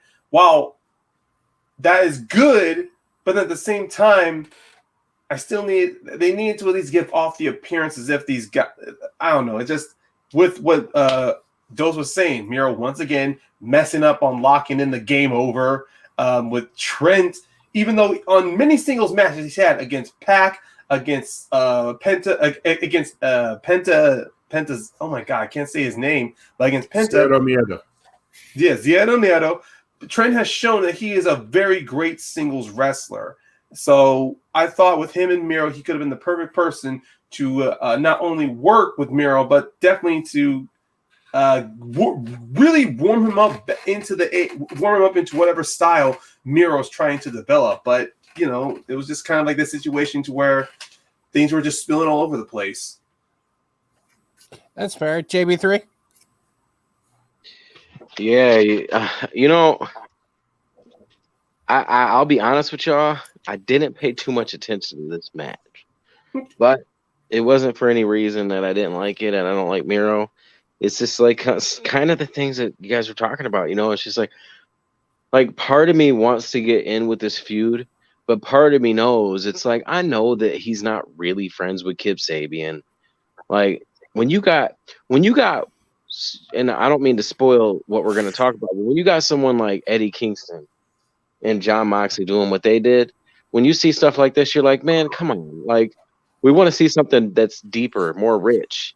Like, and yes, you can have your comedy deals and you can have your, your certain types of wrestling and your certain types of segments and you put them wherever, and there's going to be comedy segments. But like someone like Miro, like, we know that this is something temporary. We know that if they're going to do anything with him, it's going to be outside of Kip Sabian. So it's almost like the reason people ain't getting into this feud is because they're just waiting for them to do something that matters with Rusev. And I don't want to talk bad about Kip because I like Kip. I think he should be one of the top like guys in their junior heavyweight division that they should release for all the small guys. But yeah, So wouldn't that be basically their whole roster? I mean, you would think. But yeah, yeah, you could get Marco Stunt up in that bitch. Marco Stunt would still be too small. But at least you're not wrong. You're not wrong. but yeah, it's just one of those things, though. I just want to see more. I wanted them to do something better.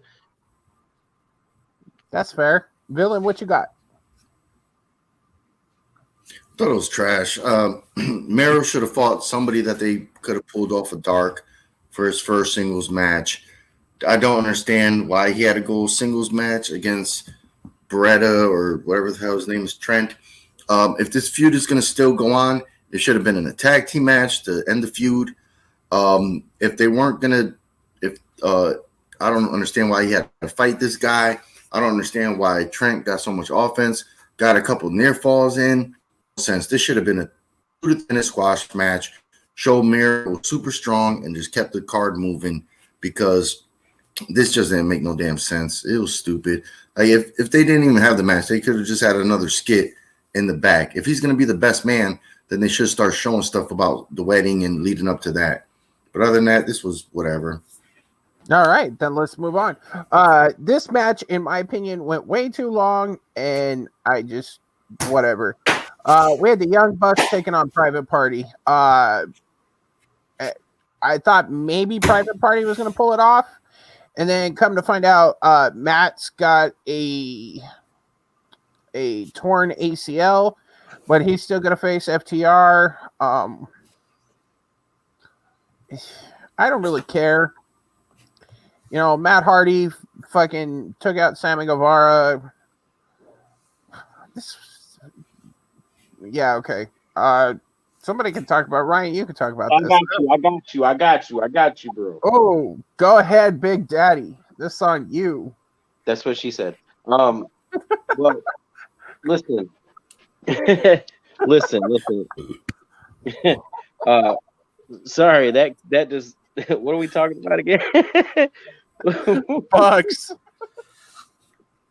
Oh yeah, this might be an unpopular decision, but I think that because of this happening, if it's real, like the whole ACL tear thing, which it probably is, I think that they should pull the Young Bucks. I think that they should start using this opportunity to fulfill some. I know that people want to see this match, but this is something they can hold off on. If he really has to get surgery, they can fulfill the thing that happened on the BTE and the Phone of the Future thing, and they can have the merch freak come out while he's injured and maybe get a short TNT championship run or something. I don't know, or even a match. But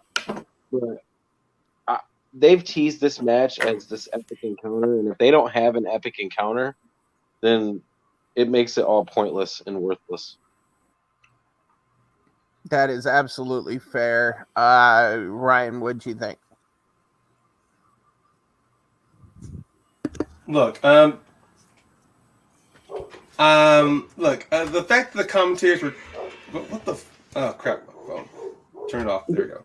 Look, I think with the commentators really highlighting the fact that Matt had actually really hurt himself badly, and then of course the whole thing like, oh, Matt said the doctors have cleared him to wrestle. If he's hurt his leg that badly, I think the right thing would have been to really step away. I mean, I know they put a lot into this card and they don't want to let the fans down, but I would rather have Matt take some time off, heal, come back, and then give us the great matches that we know the Young Bucks can do instead of trying to soldier it out. Look, I understand indies, they had to do stuff like that to where they get hurt and then they've had to, suck it up in order to, put on a good show, then also, like get paid.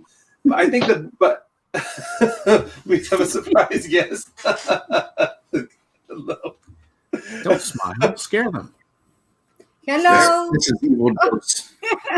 Hello. I don't know. Everybody. Hola. Hello. How's it going? Hey, you're going to kill them all one by one. You're not much of a puppet. Okay.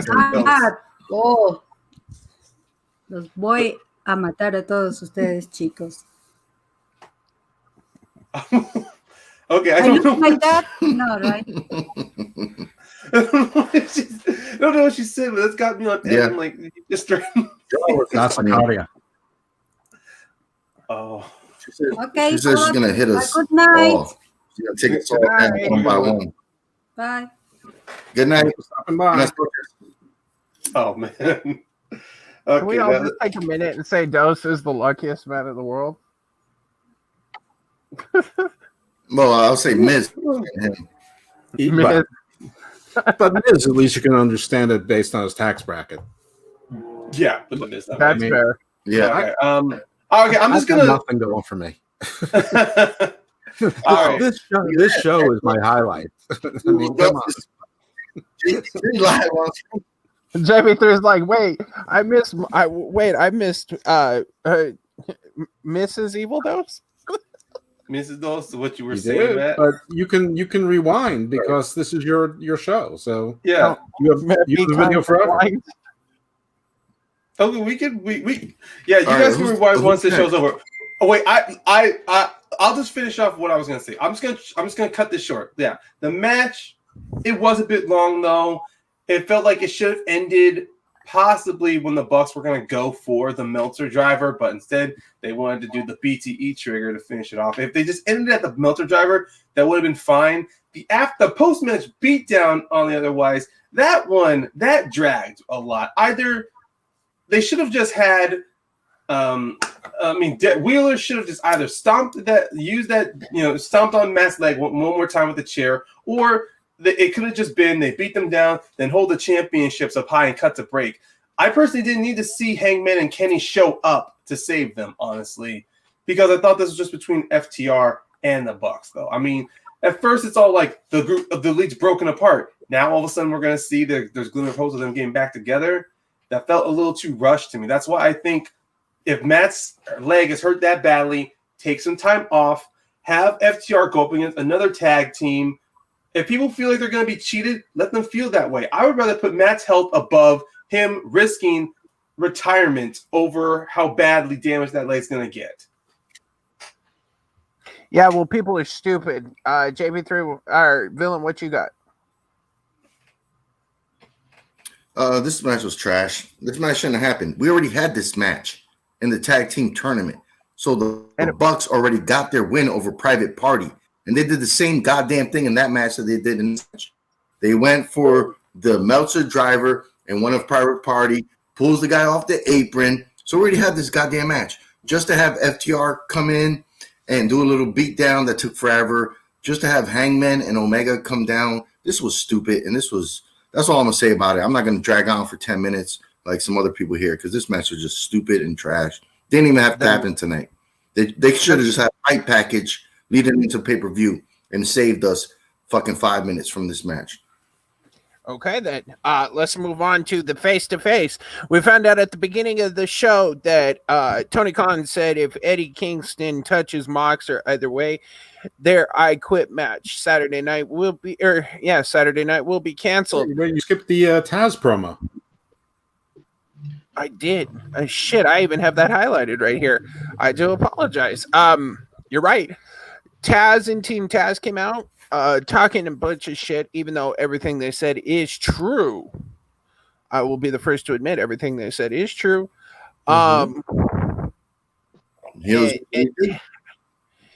can talk. Like you notice with people when they get older, like they lose that silver tongue. I think Taz has turned to gold. I think we're gonna see some shenanigans at Full Gear, and I'll get into it when we get into our prediction shortly. I have nothing but good things to say about this promo.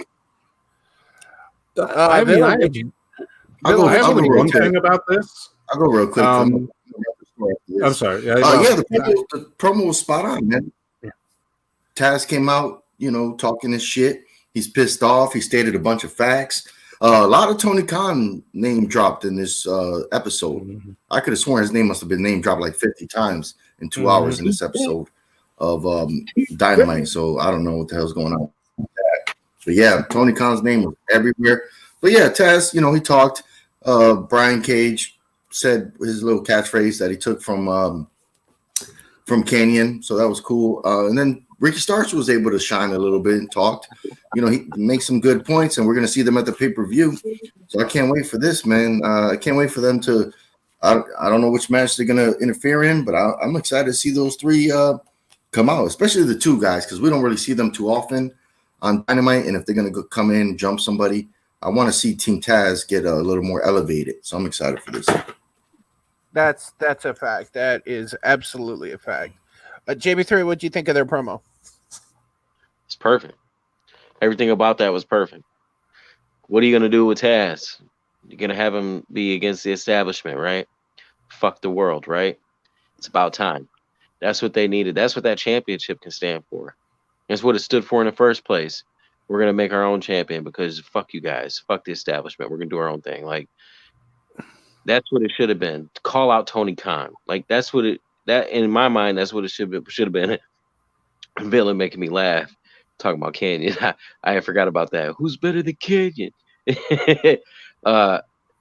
But yeah, they did their stuff. Absolute Ricky Starks, man. I know that Taz can talk, but absolute Ricky Starks, boy. That boy, he could do it all. He would be the face of a smaller division because he's a smaller dude, but he's got the figure still, and he's got the look. Like that, he has the look. Absolutely, he does. Haha, pun. It was perfect. Taz, and yeah, man, Taz sure can talk. I mean, he did have all that experience doing commentary after his wrestling career ended. Could have helped. But yeah, everything about that I'm digging. I want to see where it's going to go. I'm not necessarily interested in seeing them compete for any more titles. I want to see them I want to see them wreak havoc. Like, it's time. It's time for the FTW, the real FTW movement to start. There you go. Ryan, what do you think?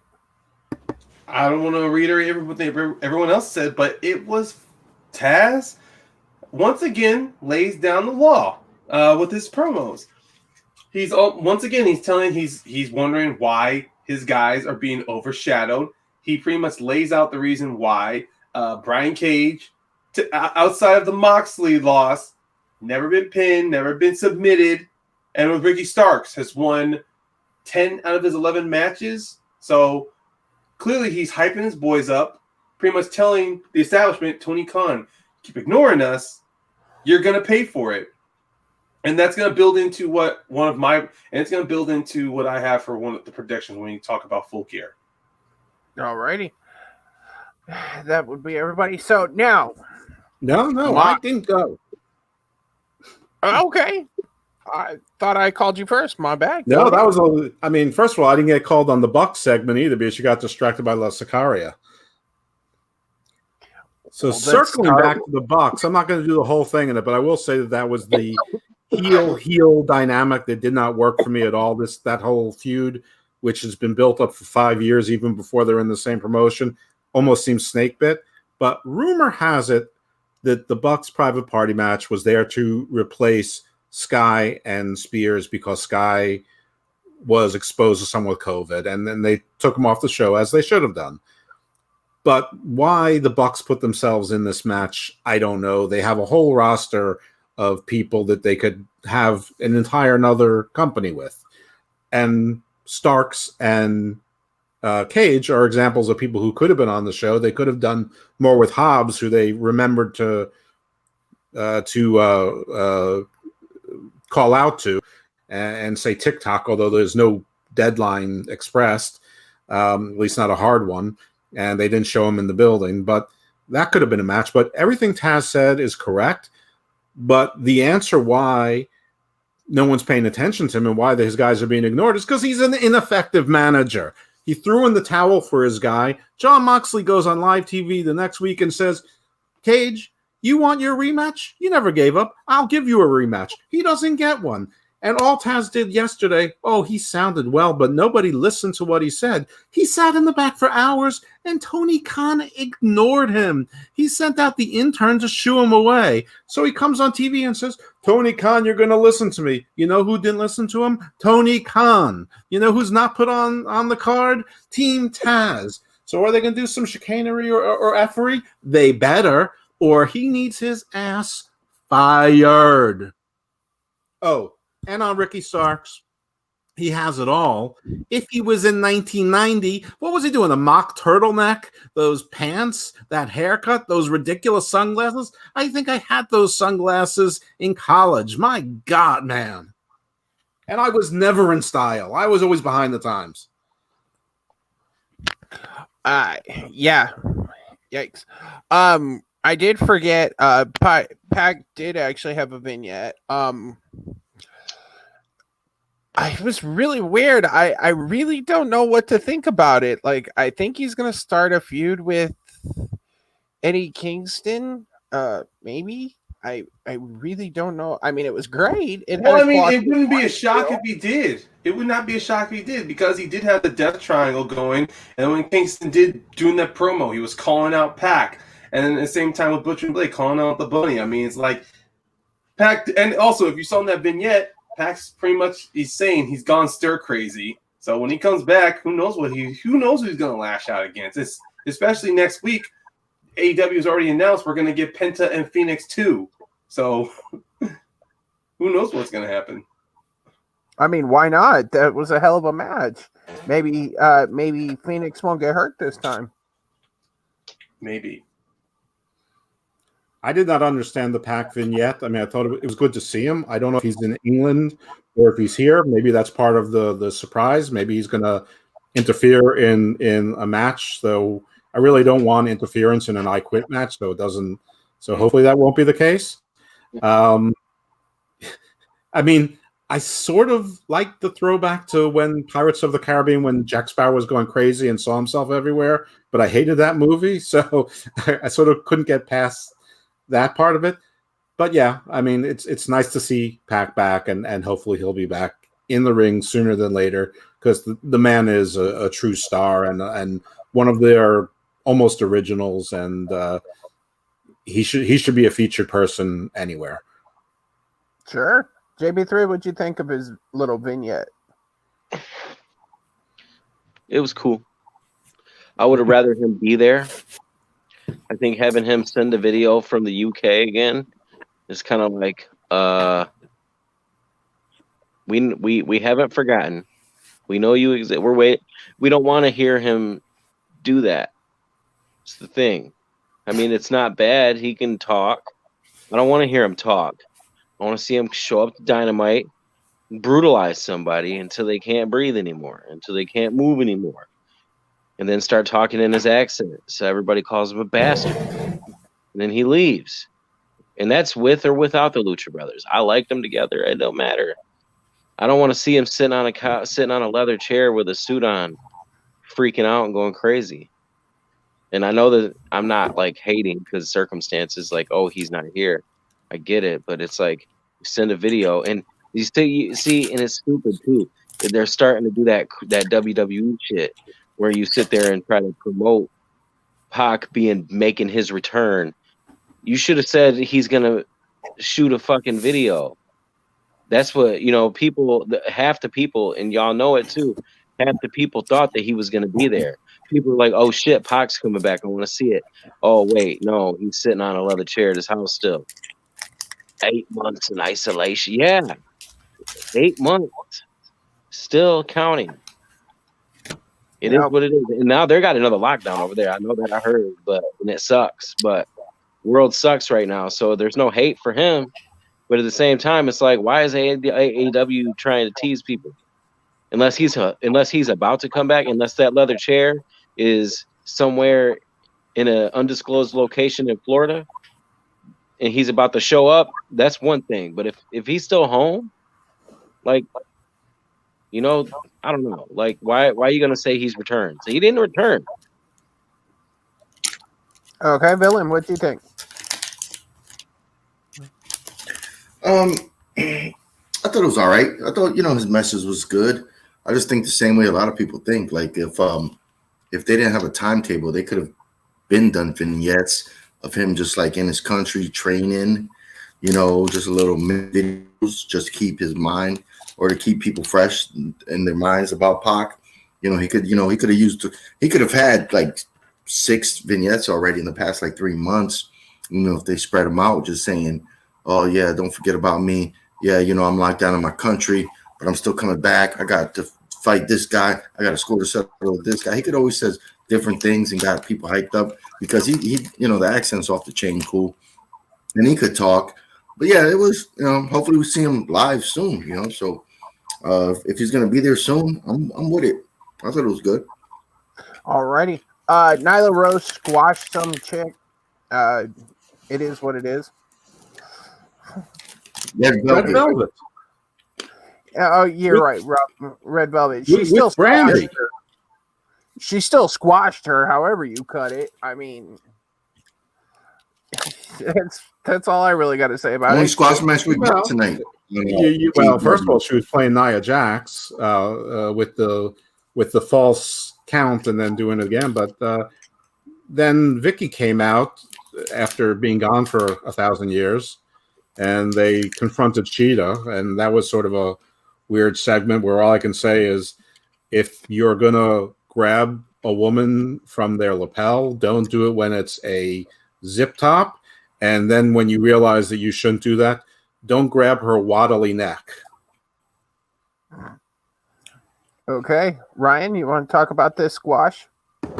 How did you guys say it's some chick that was Red Velvet she fought against? Bro, I literally, it wasn't on the list I was going through, so I had to go back and go, oh yeah. Yes, it was a squash match, unfortunately. Yeah, but at least in the start of it, they were trying to at least have Red Velvet put up a bit of a fight. And of course, they're bunching up this alliance that she has.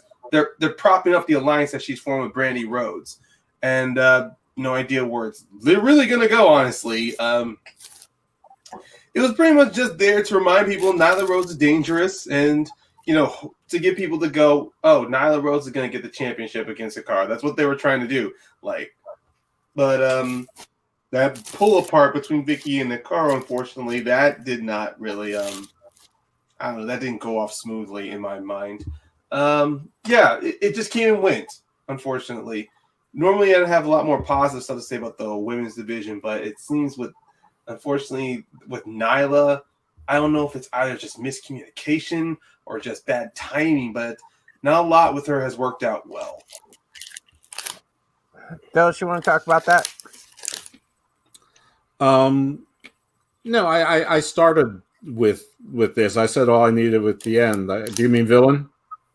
Either one. Doesn't matter. Villain, you want to talk about Red Velvet getting squashed by Nyla? Yeah, I'll talk about it real quick. Yeah, I'll just hit the highlights. Yeah, this was a squash match that was good. The only squash match we had on AEW. There should have been 3 of these squash matches on AEW this week. But yeah, Red Velvet, I like her. I met her 3 times here at the local North Palm Beach, Florida, when she wrestled for Full Throttle Wrestling. So I'm glad to see her get a shot. A couple of the females wrestled in Impact Wrestling, and some of the guys did after they were wrestling here for a while. So that was really cool. I think Vicky Guerrero getting on the mic talking shit. All the heels, got on the mic and did a good job. This Guerrero called Brandy the B. No, she called her the CBSO, the Chief Bullshit Officer. And then Brandy didn't like that, but then Nyla got in between them, so Brandy got to back off, And then I like the grab that Sheeta did. She went for her throat. She was talking shit. So Cheetah, she's from Japan. They don't more silent, they're more like silent deadly assassins. They don't have to bump their gums, So I thought this was good. It just sucks that this was the only build we had for the pay-per-view match, which sucks for the women's division. But yeah, that's it for me. All right, JB3. I wasn't too big of a fan. It wasn't okay. I like Vicky, the bullshit officer. Funny. Excuse me. We didn't get one excuse me. I just want to point out real quick. We didn't get one excuse me the whole fucking time. Nah. Nah. WWE sent But it was all right. One thing I didn't like, though, is they had the same shit that they had last time they were feuding, where Nyla was doing a squash match and Sheeta was looking all kind of like outside with her belt, just staring and looking. They did that before. Like exactly that, except Brandy Rose wasn't there. I don't know if this one's worse or better because Brandy Rose was there. But I don't know. I'm not too excited about the match. Maybe it's because, like they said, they didn't build it at all. But it's like, we seen this. We like exactly this. The exact same thing happened. Like I said, Nyla squash match while Sheeta was just looking at her and she looked scared. She looked a little less scared this time. And she had a little bit more badass makeup on. So it's like she's evolved a little bit. She's not that scared anymore. But it's like, who else is going to get a shot at the title? Like, you got Nyla always getting a shot. It was either Nyla getting a shot, Sheeta getting a shot. It was Riho in the beginning. And then you got a few people that, before the pay-per-views didn't get no shot. They got shots, but it was like, it didn't really count. I don't know. It just kind of bothers me that they didn't give it to somebody. They could give it to somebody else. They could have done another title verse. I know they did a title versus title match. They could do a title versus title match with Sheeta and Serena Deeb, man. Like they could have actually did something, and that I was like, man, that would have been. They could have gave them 25 minutes, and Nyla and Sheeta are going to have a good match. That's not the point. It's like I want to see something more. I have an interesting tidbit about the excuse me thing. While I don't know if I went off screen or not, but I just checked the trademark office. And Vicky Guerrero had filed for a trademark earlier this year for excuse me, exclamation point in class 25, which is apparel. She had some problems with it, but it looks like she overcame them. And they're published for opposition right now for publication. So there's the 30-day period. So if you want to make the news and be a problem for Vicky Guerrero, you can put it in a public opposition. But she is trademarking, excuse me, so expect her to start saying it a whole lot more when she starts selling some stuff. Well, I just thought it was funny that because when she came out last time, her actual like intro music had the excuse me in it. That's the only reason I was like, why didn't we hear that? I just thought it would have been funny, like when they started. I'm telling you that I think the reason for that is because I don't think she wants to wake up anybody in Stanford to remind them about that so that they don't file an objection, because every time she's saying excuse me, except for the last year, it's on their TV screens. And while I don't think that that's a valid objection, and while they really have not opposed any affirmatively opposed any trademarks that AEW has tried for. I know that that's sort of the narrative, and that I'm suspecting that seeped into her head, and she's laying low on purpose so that she can get her product line out. That's fair. I suppose that's fair. I just thought it was funny that, Vicky Guerrero on screen didn't say it. I just thought it was funny. It was. All right. Now, I'm just adding a little gravitas to the show. Well, I appreciate that. That was Dose's Logistics and Laws 101 for. Yeah, not just a pretty face. No. Say that again. That word. What was that word again? Gravitas. Gravitas. You were adding gravidos. Gravidos. Oh, damn! There he goes. Trademark pending. All right. So we got a little backstage thing. Butcher and Blade are gonna take on QT Marshall and Dustin Rhodes because Ali cleared out QT's bank accounts, credit cards, and all that. And Butcher and Blade fucked up. Straight up, just fucked up Dustin and QT. Blade apparently has really good, he must be a goddamn Jedi, because that kendo stick shot he did where he hit big old Butcher and then kind of did like a spiral effect and hit QT at the same time, or Dustin. That was really impressive. I'm of mixed mind with this segment because I loved how Ali mocked QT and overdrew all of his credit card limits and all of that stuff and thanked him for the gifts. I thought that was hysterical. Except, Jesus Christ, I don't want to see QT Marshall and Dustin Rhodes on my TV anymore. But at least the Butcher and the Blade have something to do, though. Again, this seems to be outside of the Kingston family, so I don't quite understand why they're going back to this. I sort of thought this was done, which means they have nothing else to do with them, so this is what they're going back to. But I mean, QT and Dustin can do what they were supposed to do, which was train the wrestlers. They were hired as trainers, so I don't know. That's. But I think Ali was great. I thought that was funny as hell, and agree on the kendo shot. That was pretty impressive. All right, JB3, go ahead.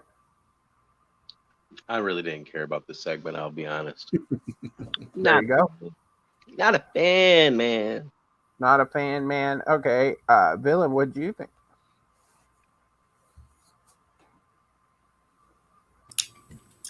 Bunny was cool. I really don't give a shit about the rest.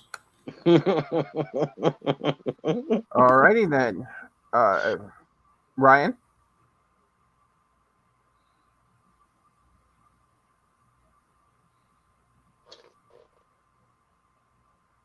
You're muted.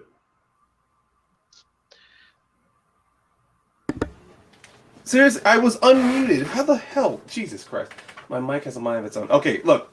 The Ali QT tryst, I'm glad that's done with. Really made no damn sense to me.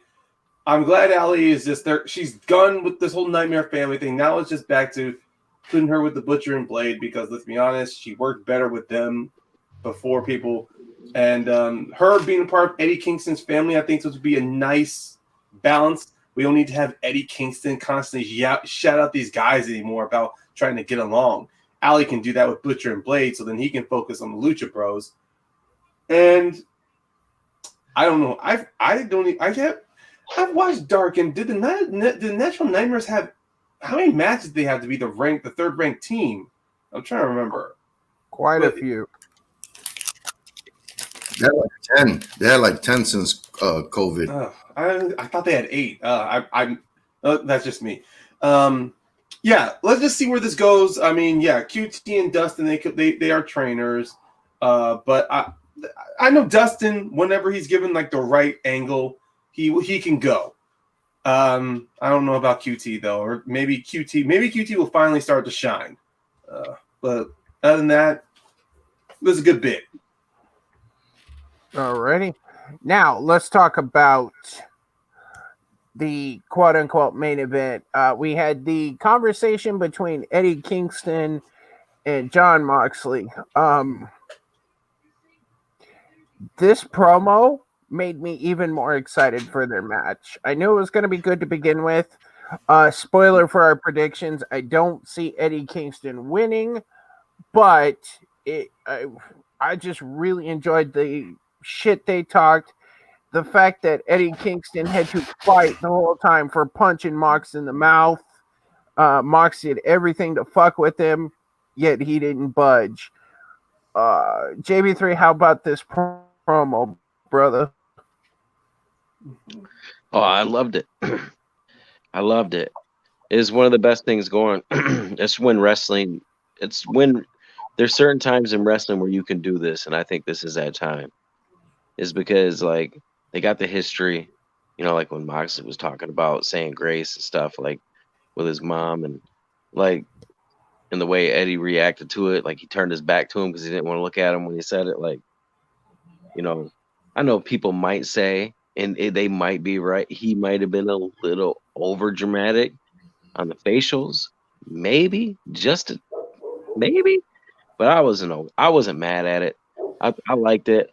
Moxley, it shows what two professional wrestlers can do on the mic, like when they're building up a match. I mean, when they know what they're doing as pro wrestlers, like this has an older school type of vibe, but not necessarily like 80s, almost like an Attitude Era type vibe, a little bit, kind of in that area. Like it's a little bit more hardcore to me, a little bit more raw, a little bit more emotional. Like they sold the match, and I want to see it. Like it's an I Quit match, so like you never know what can happen. Like it's just crazy. Like yeah, Mox probably gonna win, but how is it gonna happen? And when I start to think about that, that's what makes me really, really, really want to watch the match. And the only reason I think about how is because of this promo. Is because of the way that they were coming at each other. He's like, "You're gonna have to kill me. You're gonna have to kill me." This is real. Like, I was like, man, like I want to know what's gonna happen. So that's fair. Villain. All right. Yeah. Yeah, the promo was great. Both of these guys could talk. This was the best I've heard of Jon Moxley talking in the last couple months. I just wish he would have went a little Eddie Guerrero, spoke a little Spanish when he was talking about, his mom. He could have been like, "Hey, ese, I love you, madre." He could have went there with it. But I mean, promo was good. Eddie Kingston is, he's worked his way into 2 titles matches, and he's like the last guy that was signed to AEW. I mean, he hasn't even been there 5 months, and look where he's at now. So yeah, it just sucks he can't wrestle for shit. So, and he looks like a jobber in his wrestling gear. But yeah, it was great. Wow, Ryan. Man. Okay, first off, can you guys hear that? Yes. Okay, cool. I'm not touching that. I'm really not. That's just oh god. It's like with Dos and Marco Stunt or with Jungle Boy. Like nobody fucking gets the wrestlers can be different shapes and sizes. Come on. He's not wrong. Eddie Kingston's kind of a big boy.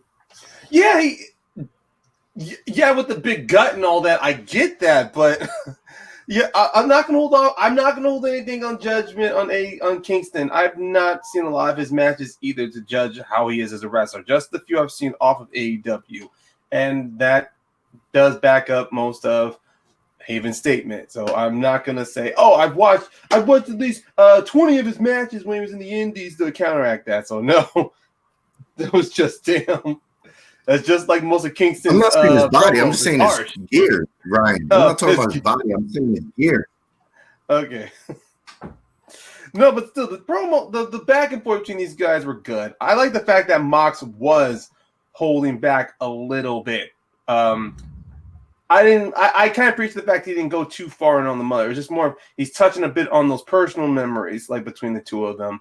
And I like how Kingston's like, I don't want to fucking hear this. I'm done. Like it's just like pretty much they're selling the personal relationship between these two, which is good. Because at first I didn't like the notion that at Kingston this feud was going to be because Kingston hated Mox for going to the WWE. And it's like, you were supposed to take us with you, Mox. You were supposed to take us with you. Let's be honest, WWE, they don't take anybody. They want someone.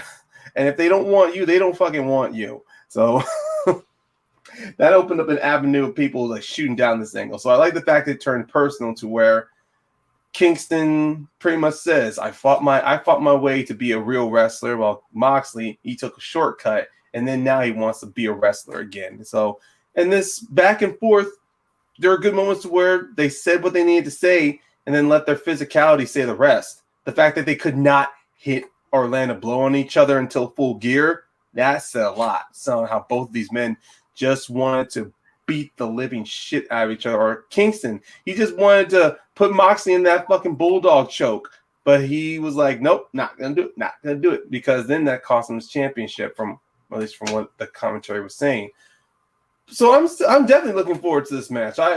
Yes, the conclusion may be there for us that Mox is gonna win, but I'm more curious how we're gonna get there. Just like what JB3 said, yeah, it's how we're gonna get there. That's fair. All right, Dose, what do you think? All right. Well, I mean, I don't want to repeat a lot of what other people said, so just assume that I agree with pretty much everything that everyone said, though I lean towards villain on some of the nuances there that the Paynemaker took issue with. I don't blame this point on Kingston or Moxley. I blame it on Miro and probably having his own creative control. But this was the second mother story angle of the night. This was the better one. This is the one that made sense. This is the one that sort of has tied into a longer thing, but it still was the second mother thing in a night. And you know, I had trouble getting past that. I also have watched Kingston over the years. I'm not a student of Kingston, but I've seen him around. I saw him in Impact. I saw him in NWA. I've seen him around about, you know, in other places, you know, just throughout the last 10, 15 years. I'm not going to say I follow him, but he's mostly been a heel. And I didn't buy into the part that he's repeated a few times that I hate that I've become what I hate, that I had to sell out. I mean, I guess he's talking about signing with AEW and getting the big money sellout, but at the same time, it's not the entertainment place. I mean, it just doesn't make sense to me. So I thought in the beginning, I thought he was talking about that he hates that he's betrayed John. Why would he betray John? But he's rarely been the milquetoast babyface. He's been the heel much more often than he's been the face. The only time I remember him having a prolonged face run was in NWA, and I don't know that you can call anything with NWA prolonged. So that's a little bit minor, and it's probably too smarky for most people, but it got to me. The other part is I'm having a lot of trouble getting past that. I think there's like a 0.01 chance that Kingston wins the match, and it's main eventing a pay-per-view. So if it was main eventing a Raw or their Clash of Champion 2-week special or Bash at the Beach 2-week special, all for it. But I don't buy it for a second, and I'm not that interested to see how they get there. I'm not that interested in the dance, especially with two guys who are sort of brawlers and one. I mean, I'm predicting a lot of rest holds and a lot of laying out there and blood and things to hide the fact that Eddie Kingston can't breathe any longer. So, I mean, yeah, it's a good story. It's a good bill, but for your title, I don't know. It's like, I don't know. It's like French onion soup to me, except it turns out that the cheese isn't real Swiss cheese. I don't know. It's just something's not right. It's like when you get the Aldi bread and you eat it and you realize it's not exactly bread. Okay, Ryan. I already said my piece. All right, everybody's good. Let's close this out tonight, shall we? Like we said, we got Full Gear coming up. Let's start with match number 1. I can't believe this is our pre-show match. Serena Deeb's taking on Allison Kay for the NWA Women's Championship. I'm just gonna say that Serena Deeb is gonna retain because I don't see NWA letting them change their title on a different company's pay-per-view. But that's just me. Dose, what are you thinking? Well, unless this whole thing is a work and a swerve, we already know the answer to that. The Deeb is going to retain because Allison Kay 2 days ago announced that she's done with NWA and she's a free agent. So unless that is a complete work and Billy is in on it, then of course she's not going to win the title. I mean, she's done with NWA. Billy's not going to let her have the title. If it is a work, it's a great.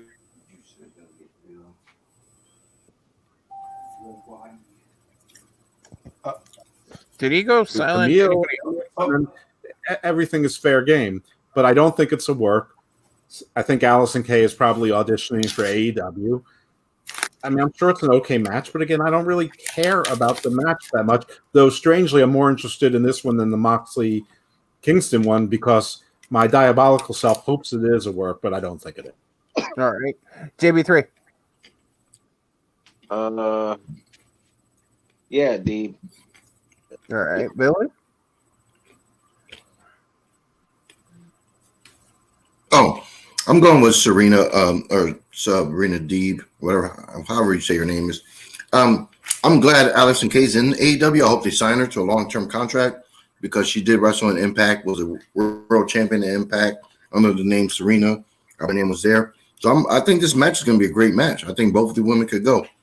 But I'm picking the current champion, Deebs. She just won it last week, so I don't really see her dropping it, this week, especially on a different company's pay-per-view. It's not WWE. Win a belt next week, you lose it. So that's fair. All right, Ryan, what you thinking? Yeah, I'm gonna make this a clean sweep. I'm going with Deep as well. I'm on the same sentiments of Dose. Unless what Allison Kay has said on Twitter is nothing but a work, I don't see Billy Corgan arranging this deal to where he's going to drop the belt to her, especially if Allison Kay is like, let's say she puts on a great match against Deep. AEW are not the only ones looking at her because there have been a couple of wrestlers on AEW Dark that have been signed to WWE, that got signed to WWE. So let's just say Corgan's not willing to risk putting that NWA championship on Kay, even if this whole thing turns out to be a work, or he wants to do this as a sign of good faith. So Deep all the way. All right. Next up, probably the first match on the card, Mr. Orange Cassidy taking on John Silver of the Dark Order. I think Orange Cassidy wins this match. I don't think John Silver loses anything. If he does lose this match, Orange Cassidy would if he did. Just what you thinking? Yeah, the Dungeon of Doom is not there to win matches. Orange Cassidy win. Dose, we lost you. Yeah, hey brother, you kind of cut out there. Can you? You were for a second. We just lost you again. What's happening? I haven't done anything on my end, but you're back now. You. And he's gone again. Damn it! The Dungeon of Doom. He's taking Orange Cassidy. While we go around the horn, you jump out and jump back in real quick. Just see if it corrects it. Go ahead, JB3.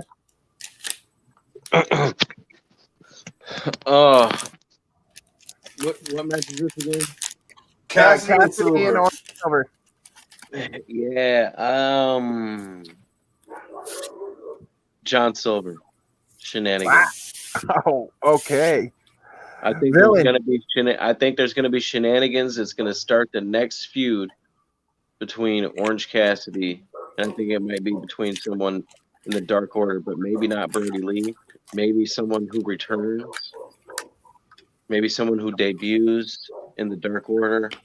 Maybe somebody from the Dark Order. I don't know.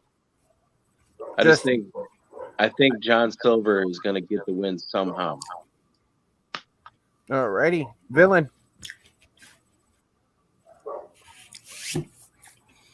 I think this is going to be a good opportunity for Well, I mean, everybody already knows who these people are if they're buying a pay-per-view. It's not like some random person that's gonna be like, oh, let me buy this wrestling pay-per-view and see what this is about. Everybody's probably gonna know all this stuff. I think John Silver is gonna put off some athletic feats in the match, but at the end of the day, I'm picking Orange Cassidy to get the win, keep the momentum going for him. Alrighty, Ryan. I think this might go either way.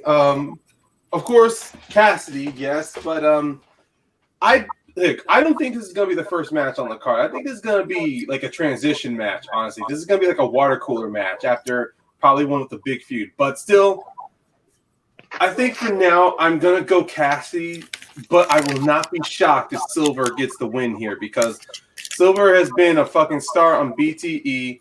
His character work has been insane, and with Reynolds. Of course, unfortunately, on the shelf for a while, I think we're going to see Silver in a few more singles or trios type of matches. But I'm going to go with Cassidy. All right. I'm gonna change my pick. I'm gonna change my pick to John also because John hit Mero and Kip with the off the top rope move, and I think Mero's gonna interfere and get some payback. Ooh, okay.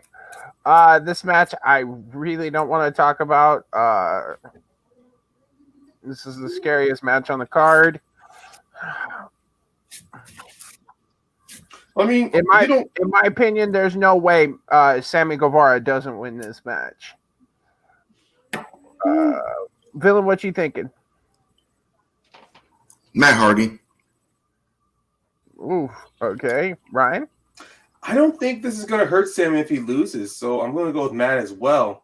If this is going to be what if many articles and pundits are saying this is going to be a cinematic match, then this is going to be very controlled. It's going to be also there's going to be some safeguards involved, but I'm going to go with Matt on this one. All right, JB3, you round? I am also going to go with Matt Hardy. I think that he's going to do something to Sammy, and Sammy's going to go missing for a while. I think that maybe possibly someone would have to go looking for him. But yeah, I'm going to give it to Matt Hardy. Alrighty. Next up, MJF taking on Mr. Chris Jericho, the demo god with Wardlow. If MJF wins, he's in the inner circle. MJF, welcome to the inner circle. Villain, go ahead. Yeah, this one's the only match I'm split on because Chris Jericho just lost at the last pay-per-view. So if he's gonna lose 2 pay-per-views in a row, I'm guessing this could be the time because they're a year into AEW. They're already officially past 1 year, so he's only got 2 years left. Maybe this is him going face. I don't know. This is a toss-up. I'm gonna say Chris Jericho wins. I'm gonna have to give it to Jericho because I don't know. We'll see. But yeah, I'm picking Chris Jericho.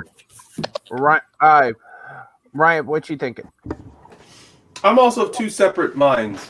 I'm 2 separate minds as well. I think Jericho, he's gonna I don't think he's gonna politic his way into, but from the last pay-per-views, he lost at Revolution, then I think he won at Double or Nothing, then he lost it All Out. So it's either gonna be 50-50 here. But then with MJF, if he wins, I see 2 options. One, the predictable route, joins Inner Circle, undermines, becoming the leader, or breaks it up. Or 2, he wins, but refuses to join Inner Circle and just wanted to prove he was better than Chris Jericho. But beyond my little hypotheses, my theories, I'm going to go with MJF. All right. And Dose, go ahead with that one. And then the Matt Hardy and Sammy Guevara as well.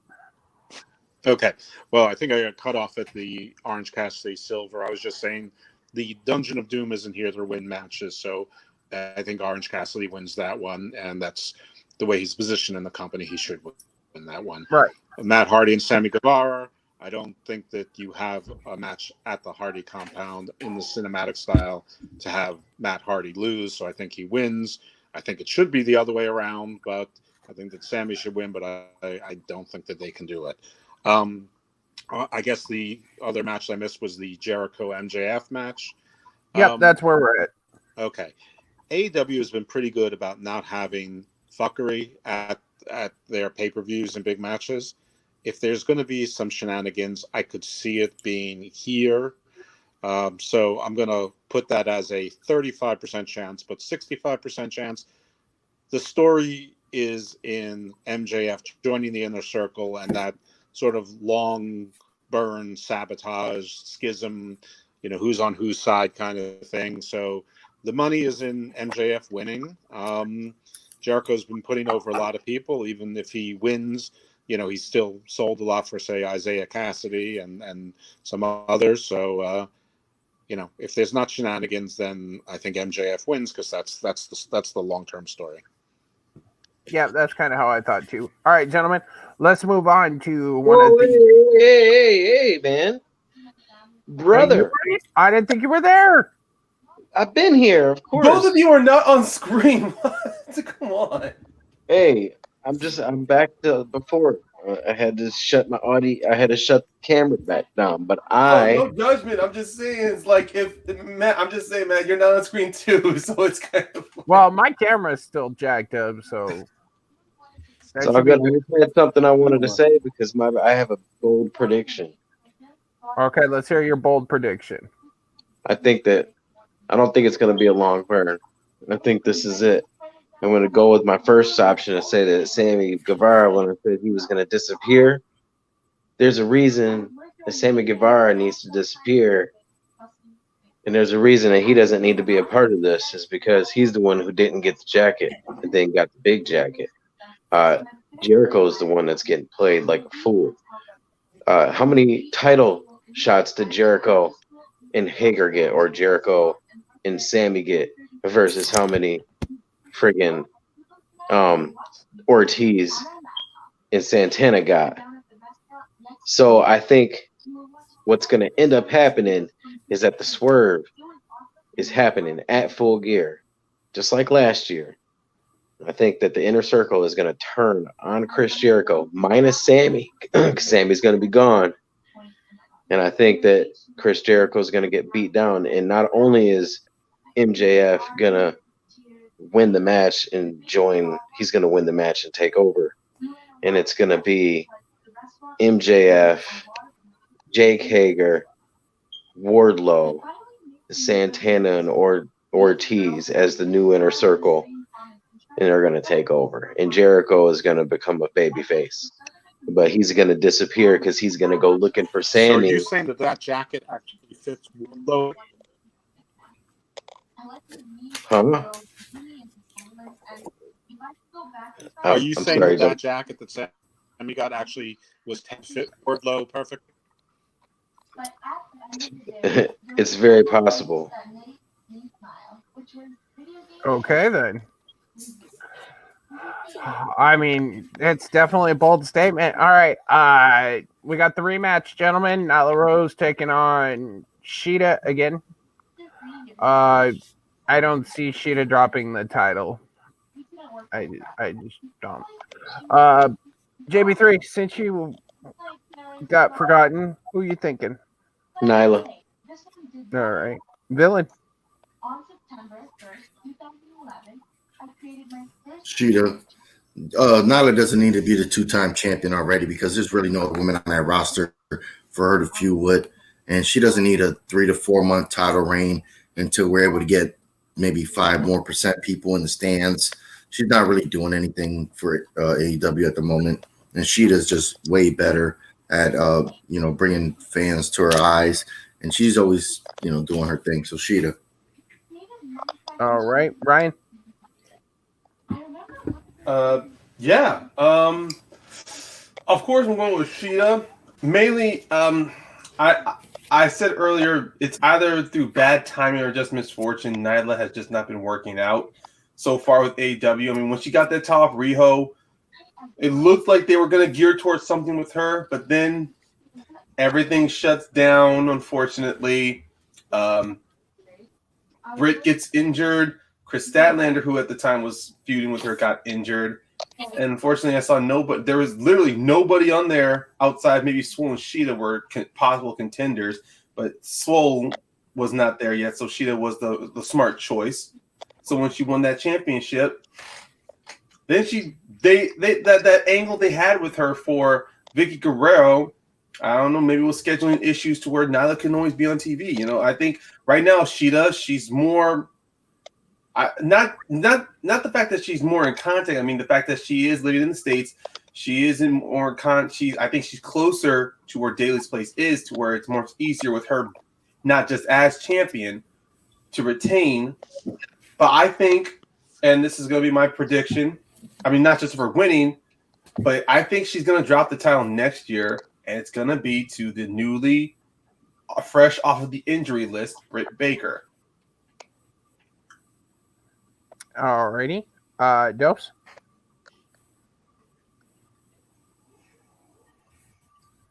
I think it's going to be Nyla, the Beast. They're big on diversity aspect. Frankly, I think Sheeta, although she's a great wrestler, has zero personality.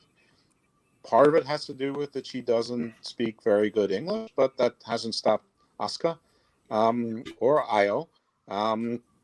I think she looks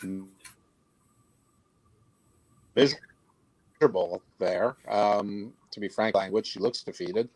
I don't think she's done anything for the division. Not that they really try to work very hard on it, but I think it's alrighty.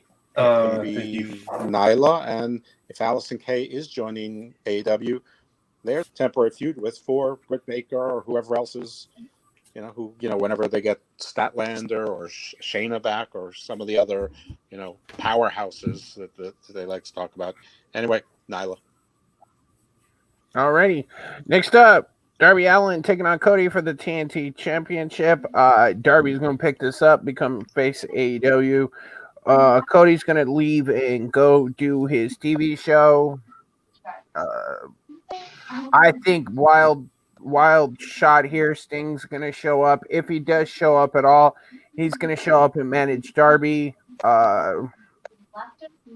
Villain, who you got? Darby Allin. I don't know if Cody's going to go back to the TV show. I thought he already wrapped that up. Maybe he's doing some other project, but we don't need Sting to come and manage Darby Allin. I mean, maybe since last time Cody put the belt on the line, Arn Anderson took a cheap shot on the guy when he didn't need to. So I don't know if that's going to be a factor, but I don't want to see Sting fucking, doing the death drop to Arn Anderson's old ass. So, and I don't want to see him hitting Cody with the bat. So I don't know. They don't need Sting to be there. Like they need to stop wasting money just bringing in people for no reason, But I think Darby should definitely win this and move this division forward. He's not going to be the face of AEW, but I mean it's a second tier title. But yeah, it'll be good for other new guys to get a belt. That's fair. Dose, what are you thinking? Hey guys, my name is Jessica, but if you've been you'll know me by my online alien app now, or just by looking at my channel name.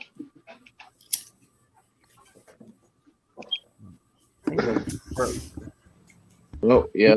No, I think he was lagging a bit. Oh, you go, to me? you Yeah, go ahead, Jim. I didn't hear. Yep. I am.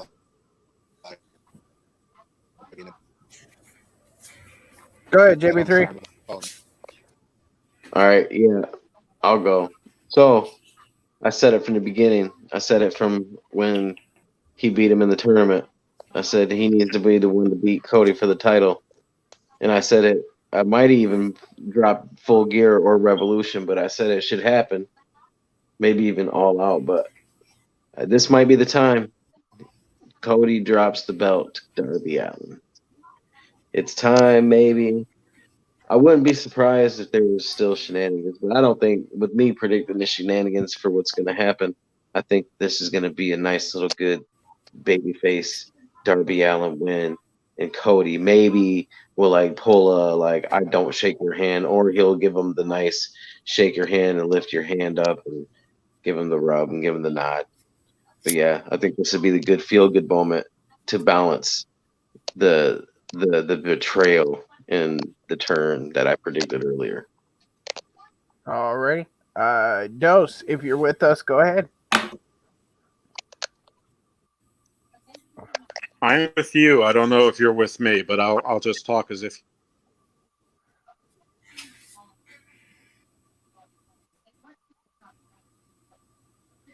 you are. Whether they're or heel turn or whatever or shenanigans, doesn't matter. Darby's going to win the title. Cody did finish the game show, but he is maybe still heels that hurt himself on. So I'm not sure if Cody is going away for any particular time or not, or if that's all wrapped up. It doesn't matter. This is their fourth match. All right. Go ahead, Ryan. Darby's winning hands down, not mainly because of a heel turn or because Cody's got other projects. I mean, sure, Cody's probably got other projects he's going to do, but at the same time, from Dynamite, when Cody had said to Darby, the promo that he laid out on him, nobody in the company saw you as a big deal. I had to put you over myself.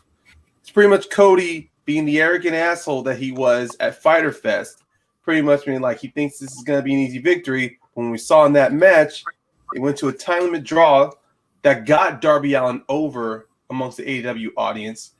But then even after that, every time Darby and Cody have fought, Cody has won twice of their other engagements. Once in the tournament for the TNT Championship, and then the other time was during the new year to kick off 2020. So it's not just of statistics-wise, but it's more of the fact that with Darby Allin, I think we're going to see a different side of Darby. Not just his daredevil side, but I think we're going to see some intelligence from Darby that he's learning from his matches against Cody and what to expect. I personally don't think we're going to see an appearance from Sting in this match. Maybe Sting may show up at the pay-per-view. I don't think it's going to be for this match, though. I think Darby, he's going to win this through opportunity, and he's going to win this through pretty much because of Cody's failures, because of the fact he's trying to be the arrogant guy, the prince of wrestling. Pretty much like in his match against Brody Lee, the biggest downfall was Cody's arrogance, and that's going to do him here in this match against Darby. That's fair. All right, guys. Moving on to what could arguably be match of the night. That would be Kenny Omega taking on Hangman Adam Page. I think this is where Kenny goes full on cleaner and just fucks up Hangman. I mean, yes, they're going to have a back and forth. They're going to have a great match. But I think Kenny Omega going to whoop his ass. Villain, what you thinking? Yeah, I'm going Kenny. He needs to win this to challenge for the title. All right. Ryan? I said this the moment Kenny beats Sonny. We're getting Omega versus Moxley. Now, despite if it might or will happen, I'm kind of back and forth. I'm going with Kenny on this one, but I could see this turn into one hell of a series between him and Hangman. But ultimately, it's going to be like, yeah, if Kenny, he's going to be in full cleaner mode, but in what way, though? Is he going to be New Japan Kenny? Is he going to be New Japan heel Kenny? Or this new attitude of his to where he's super cocky in the match? And I think Hangman's got something to prove. He's going to come in with something to prove, 100%.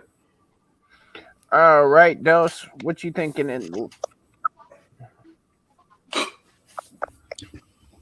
I don't know what they've been doing with Page lately, but making him a drunk certainly isn't leading to him being Omega. So Omega's going to win.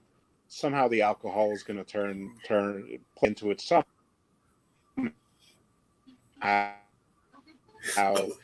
But yeah, Omega. All right, JB3. Yeah, I want to pick Page so bad because I'm gonna have to give this one the whole what I want to happen versus what I think can happen. What I want to happen is I want Adam Page to still win, and I want to see Mox Adam Page. And I know it'd be face, but and I know it's not gonna happen. I don't know. I think that it would be cool. Maybe sometime later, but no. What I think is gonna happen is Kenny Omega's gonna win, and he's gonna move on to face Mox, and it's not gonna be an unsanctioned match this time. You know, it's gonna be a real match, and then he'll probably end up beating Mox. But man, I don't know. That's the thing. So maybe we'll see what happens. So it's one of those things. But yeah, I'm gonna have to say Kenny. Alrighty. And then we have the Bucks taking on FTR. Because of the story that came out that Matt has a torn ACL, he's been working through it. I think FTR retain. Both Bucks get healed. Maybe they'll have him run like a gauntlet or something to prove he can, pull the whole. Well, I wasn't fully healthy, so I don't think it's fair. Whiny bullshit. Maybe even pull this. Well, we're in power, so we can do what we want, sort of thing.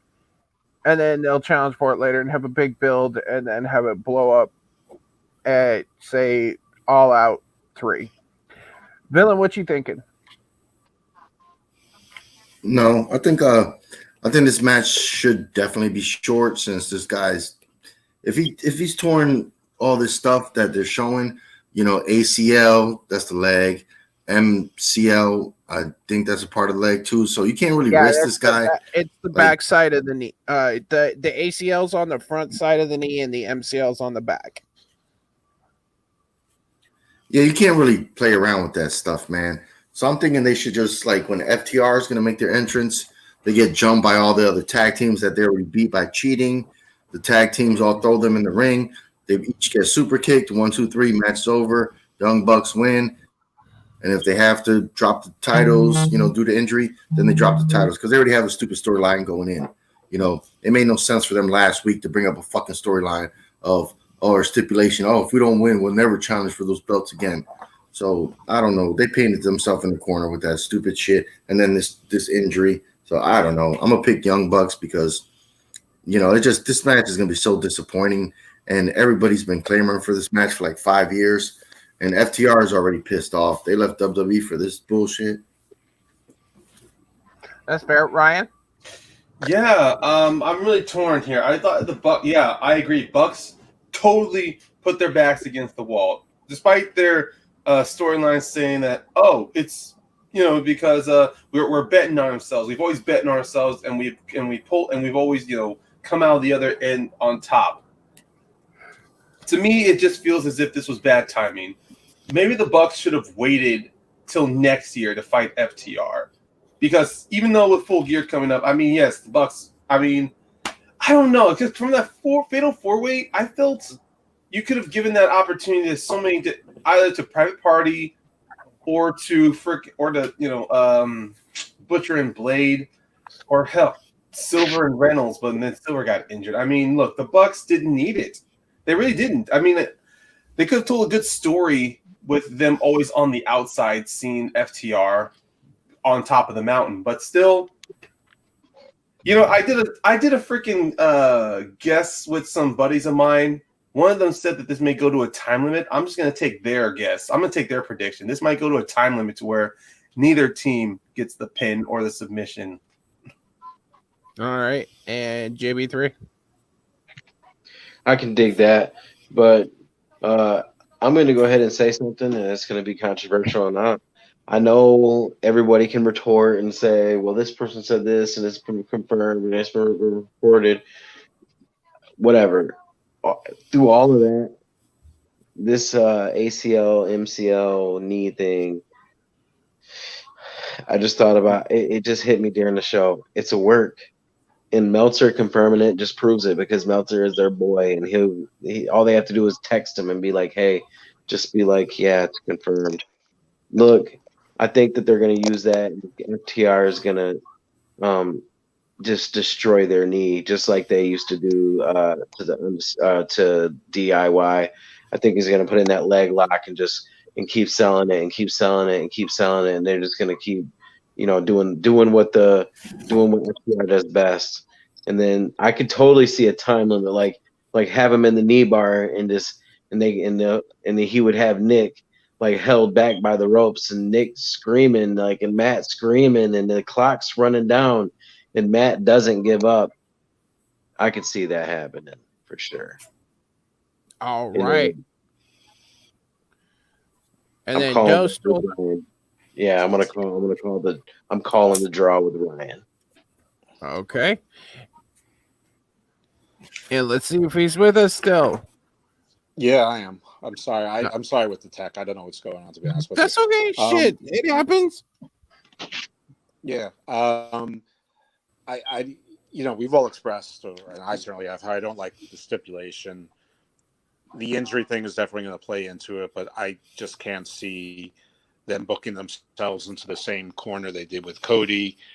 And if they did that, and then they did, like, say, for example, trios championships, and let's just say, for example, the Bucks team with Hangman Adam Page to become the next trio champions, it's almost like a repeat with the TNT champion, the championship they would do with Cody. I don't see them doing that. I think the Bucks are going to win. What I sort of fear will happen is that the injury will play into it afterwards, and they'll have to strip them of the titles, and then we'll have yet another tournament. But I'm gonna pick Bucks. All right. And then last match of the night. As Dose said, it could be very much a lot of rest holds, a lot of blood, and somebody comes out on top. I'm going to take Jon Moxley to retain. I don't see any other reason, except for the fact that we're going to see the rubber match between the unsanctioned match that they had at Full Gear last year. Villain, what you thinking? I thought wasn't Butcher and the Blade gonna go against the Nightmare Family on like the pre-show? Didn't they announce this match for this card? I can. No, it's gonna be next week on Dynamite. It's next week on Dynamite. Okay, all right, that's fine. Thank you. All right, just checking because I was like confused because of shit they talked. All right, all right. This one is gonna be Eddie Kingston winning because Team Taz is gonna come out, especially when the match is no disqualification. Nobody's yet here on this panel talked about Team Taz. Maybe because we're almost 3 hours into this. But yeah, Taz made a prediction, made a promise that his boys are going to show up. And, if it's not going to show up for the TNT championship, because why show up for that when you could show up for the heavyweight championship? Brian Cage, he had one match with Moxley. He claims he didn't really lose, just like Eddie. So they could come out. Butcher and Blade could come out. I don't think Pentagon will come out. His brother's injured. He don't really give a shit about this, so he probably won't come out. But if those other two people come out, maybe Lance Archer shows up, and they all just start beating the shit out of Moxley. Eddie Kingston gets his feel-good moment, a little surprise, a little shift, something unexpected. He wins the belt, then loses it next month. But, I'm just going to go Eddie Kingston because, Moxley just keeps beating these jobbers, man, in these big title matches when none of these matches are that good, like he hasn't really fought any stars. Lance Archer was a jobber, in New Japan. He beat him. I mean, yeah, he beat Brian Cage, who was a former Impact champion, but I mean, besides that, people probably seen him on Lucha Underground. I watched him on Lucha Underground. Nobody else knew who he was. So, I mean, a lot of these guys aren't really built up for like a dream match. So, yeah, give it to Eddie Kingston and then let him lose it in the next fucking Wednesday. Let Mox take it back. I don't care. All righty. Fuck it. Let's go, Ryan. Look, Eddie has been mostly a lot of bark and less bite. I mean, from the last couple of matches he had, they're pretty much trying to hype up Eddie as Kingston as a brutal wrestler. Really trying to oversell that Uranagi back that spinning fist, and then him adapting that bulldog choke that Mox used on him. They're trying to show Kingston's willing to use anything in his arsenal in order to win, and I like that. But ultimately, in the end, I'm still going to go with Moxley because the way this feud has the personal and emotional stakes, I think this is going to be a cap to finally Kingston no longer challenging. Well, not challenging. He'll still challenge the title, but he's no longer going to have those excuses to where I was never pinned, I was never submitted. Either he says I quit, or we're going to have a stupid situation like ref's going to stop the match. I mean, personally, I don't want to give Kingston more reasons to challenge for the championship, instead have him work for it. So I'm going to go with Mox, having Kingston say I quit. All right, and Dose. I'm not really sure what the villain was talking about, that Moxley's only beaten jobbers, but if he has, one of the jobbers he's beaten has been Kingston. He's also Kay, Brody, Libby Allen, and Jake Hager. Those are just the ones I can remember right now. So I don't know if those are all jobbers or not, but I mean, that's pretty. That's a pretty significant swath of the AEW roster. In any event, I already made my prediction earlier. I'm not going to change it. Moxley. All right, JB3. You ready for another bold prediction? No. Yeah, you could be. I'm going with villain. I think that Eddie Kingston's going to win. It's an I Quit match. I think Taz could be the one that comes out and does it, but if it's not Taz, I have it a little bit different. I think that Eddie Kingston is going to have maybe the Lucha Brothers or even the Butcher and Blade, whoever. Someone is going to come out with someone else with their face like wrapped around their mouth gagged and all that stuff, almost like a kidnap type situation, and it's going to be John Moxley's wife. Yes. And I think that's why that's what they're going to get for him to quit and then give up the belt. And then that's what's going to go down. That's my prediction. Damn. I like that. All right, gentlemen. We have gone 2.5 hours. Almost 3. Let's wrap this up real quick. Billing, tell the people where they can find you on the interwebs. I was gonna do more fantasy booking, but god damn it, I can't even have fun when we go this long on the show. You can find me, of course, every Thursday night here at TMG Entertainment. When we do because then we'll be here for 3.5 hours. So, I was gonna make some jokes for this pay-per-view, some fantasy, but that's enough. Anyway, you can find me here every time on Suplex City, where we talk everything wrestling, and of course, you can find me on Facebook and YouTube at Jack of All Trivia. That's my trivia league. Facebook is how you get involved. YouTube is where you can watch the matches. Thank you. Peace out. Good night. And yeah, next Thursday. Oh yeah. Ryan. Every week Thursdays, you guys check me out here on Suplex City Chats. We're gonna be talking wrestling. I think at this point, if we keep doing these 3 hours, we're gonna need to start pushing for a second show. But that's just me. And other than here on Suplex City Chats, you guys can check me out. TNT Trivia, helping out the boys with whatever they need with their geek or their TNT Geek Tournament, which has been kicking off like hotcakes. Also, you guys can definitely check me out on my YouTube channel, Mount Schmodown, where I do an ESPN style breakdown of profiles of players from the movie Trivia Schmodown. And then just as recently, I've re-teamed with my buddy James Shimo, the King of Hearts, to once again start doing watch-alongs and after shows to The Mandalorian. We did the first episode of season 2 on his YouTube channel, Shimonera Productions, and we're going to do the same thing again, doing a watch-along and breaking down episode 2. Check that out. Shimonera Productions. I'm about to watch it right now. No fucking spoilers, man. I'm saving it for the watch-along. I got 1 minute left before it drops. Well, talk to us real quick. Tell us what's up. Oh, yeah. Nerd Entertainment Network, Combat Wrestling Trivia, Survivor this weekend. It's going to be wow. Plus TMG, Suplex City Chats. Thursdays, 10 p.m. Eastern, like exactly like what we're doing right now. Yeah, and yeah. Alrighty. TMG trivia. Hold on, TMG trivia, man. They got the singles, they got the teams, they got TM Geek, which they're in a tournament right now, and then they got the franchise wars. Sports. Can't forget us about That sports. too. That too.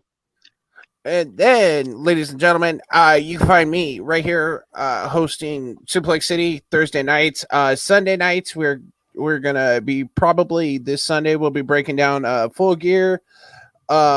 Saturday night, we're right here on TMG Entertainment. We're gonna have at least Mr. JTE hanging out with us, as well as probably Craig the Barbarian. Apparently, he has decided he's going to randomly show up as well. So, for everybody here, too sweet. We'll see you probably Sunday. Peace, y'all. Oh, it looks like he gonna. Yeah, it's been a good night, everyone. Yeah. Thanks for watching. Thank you for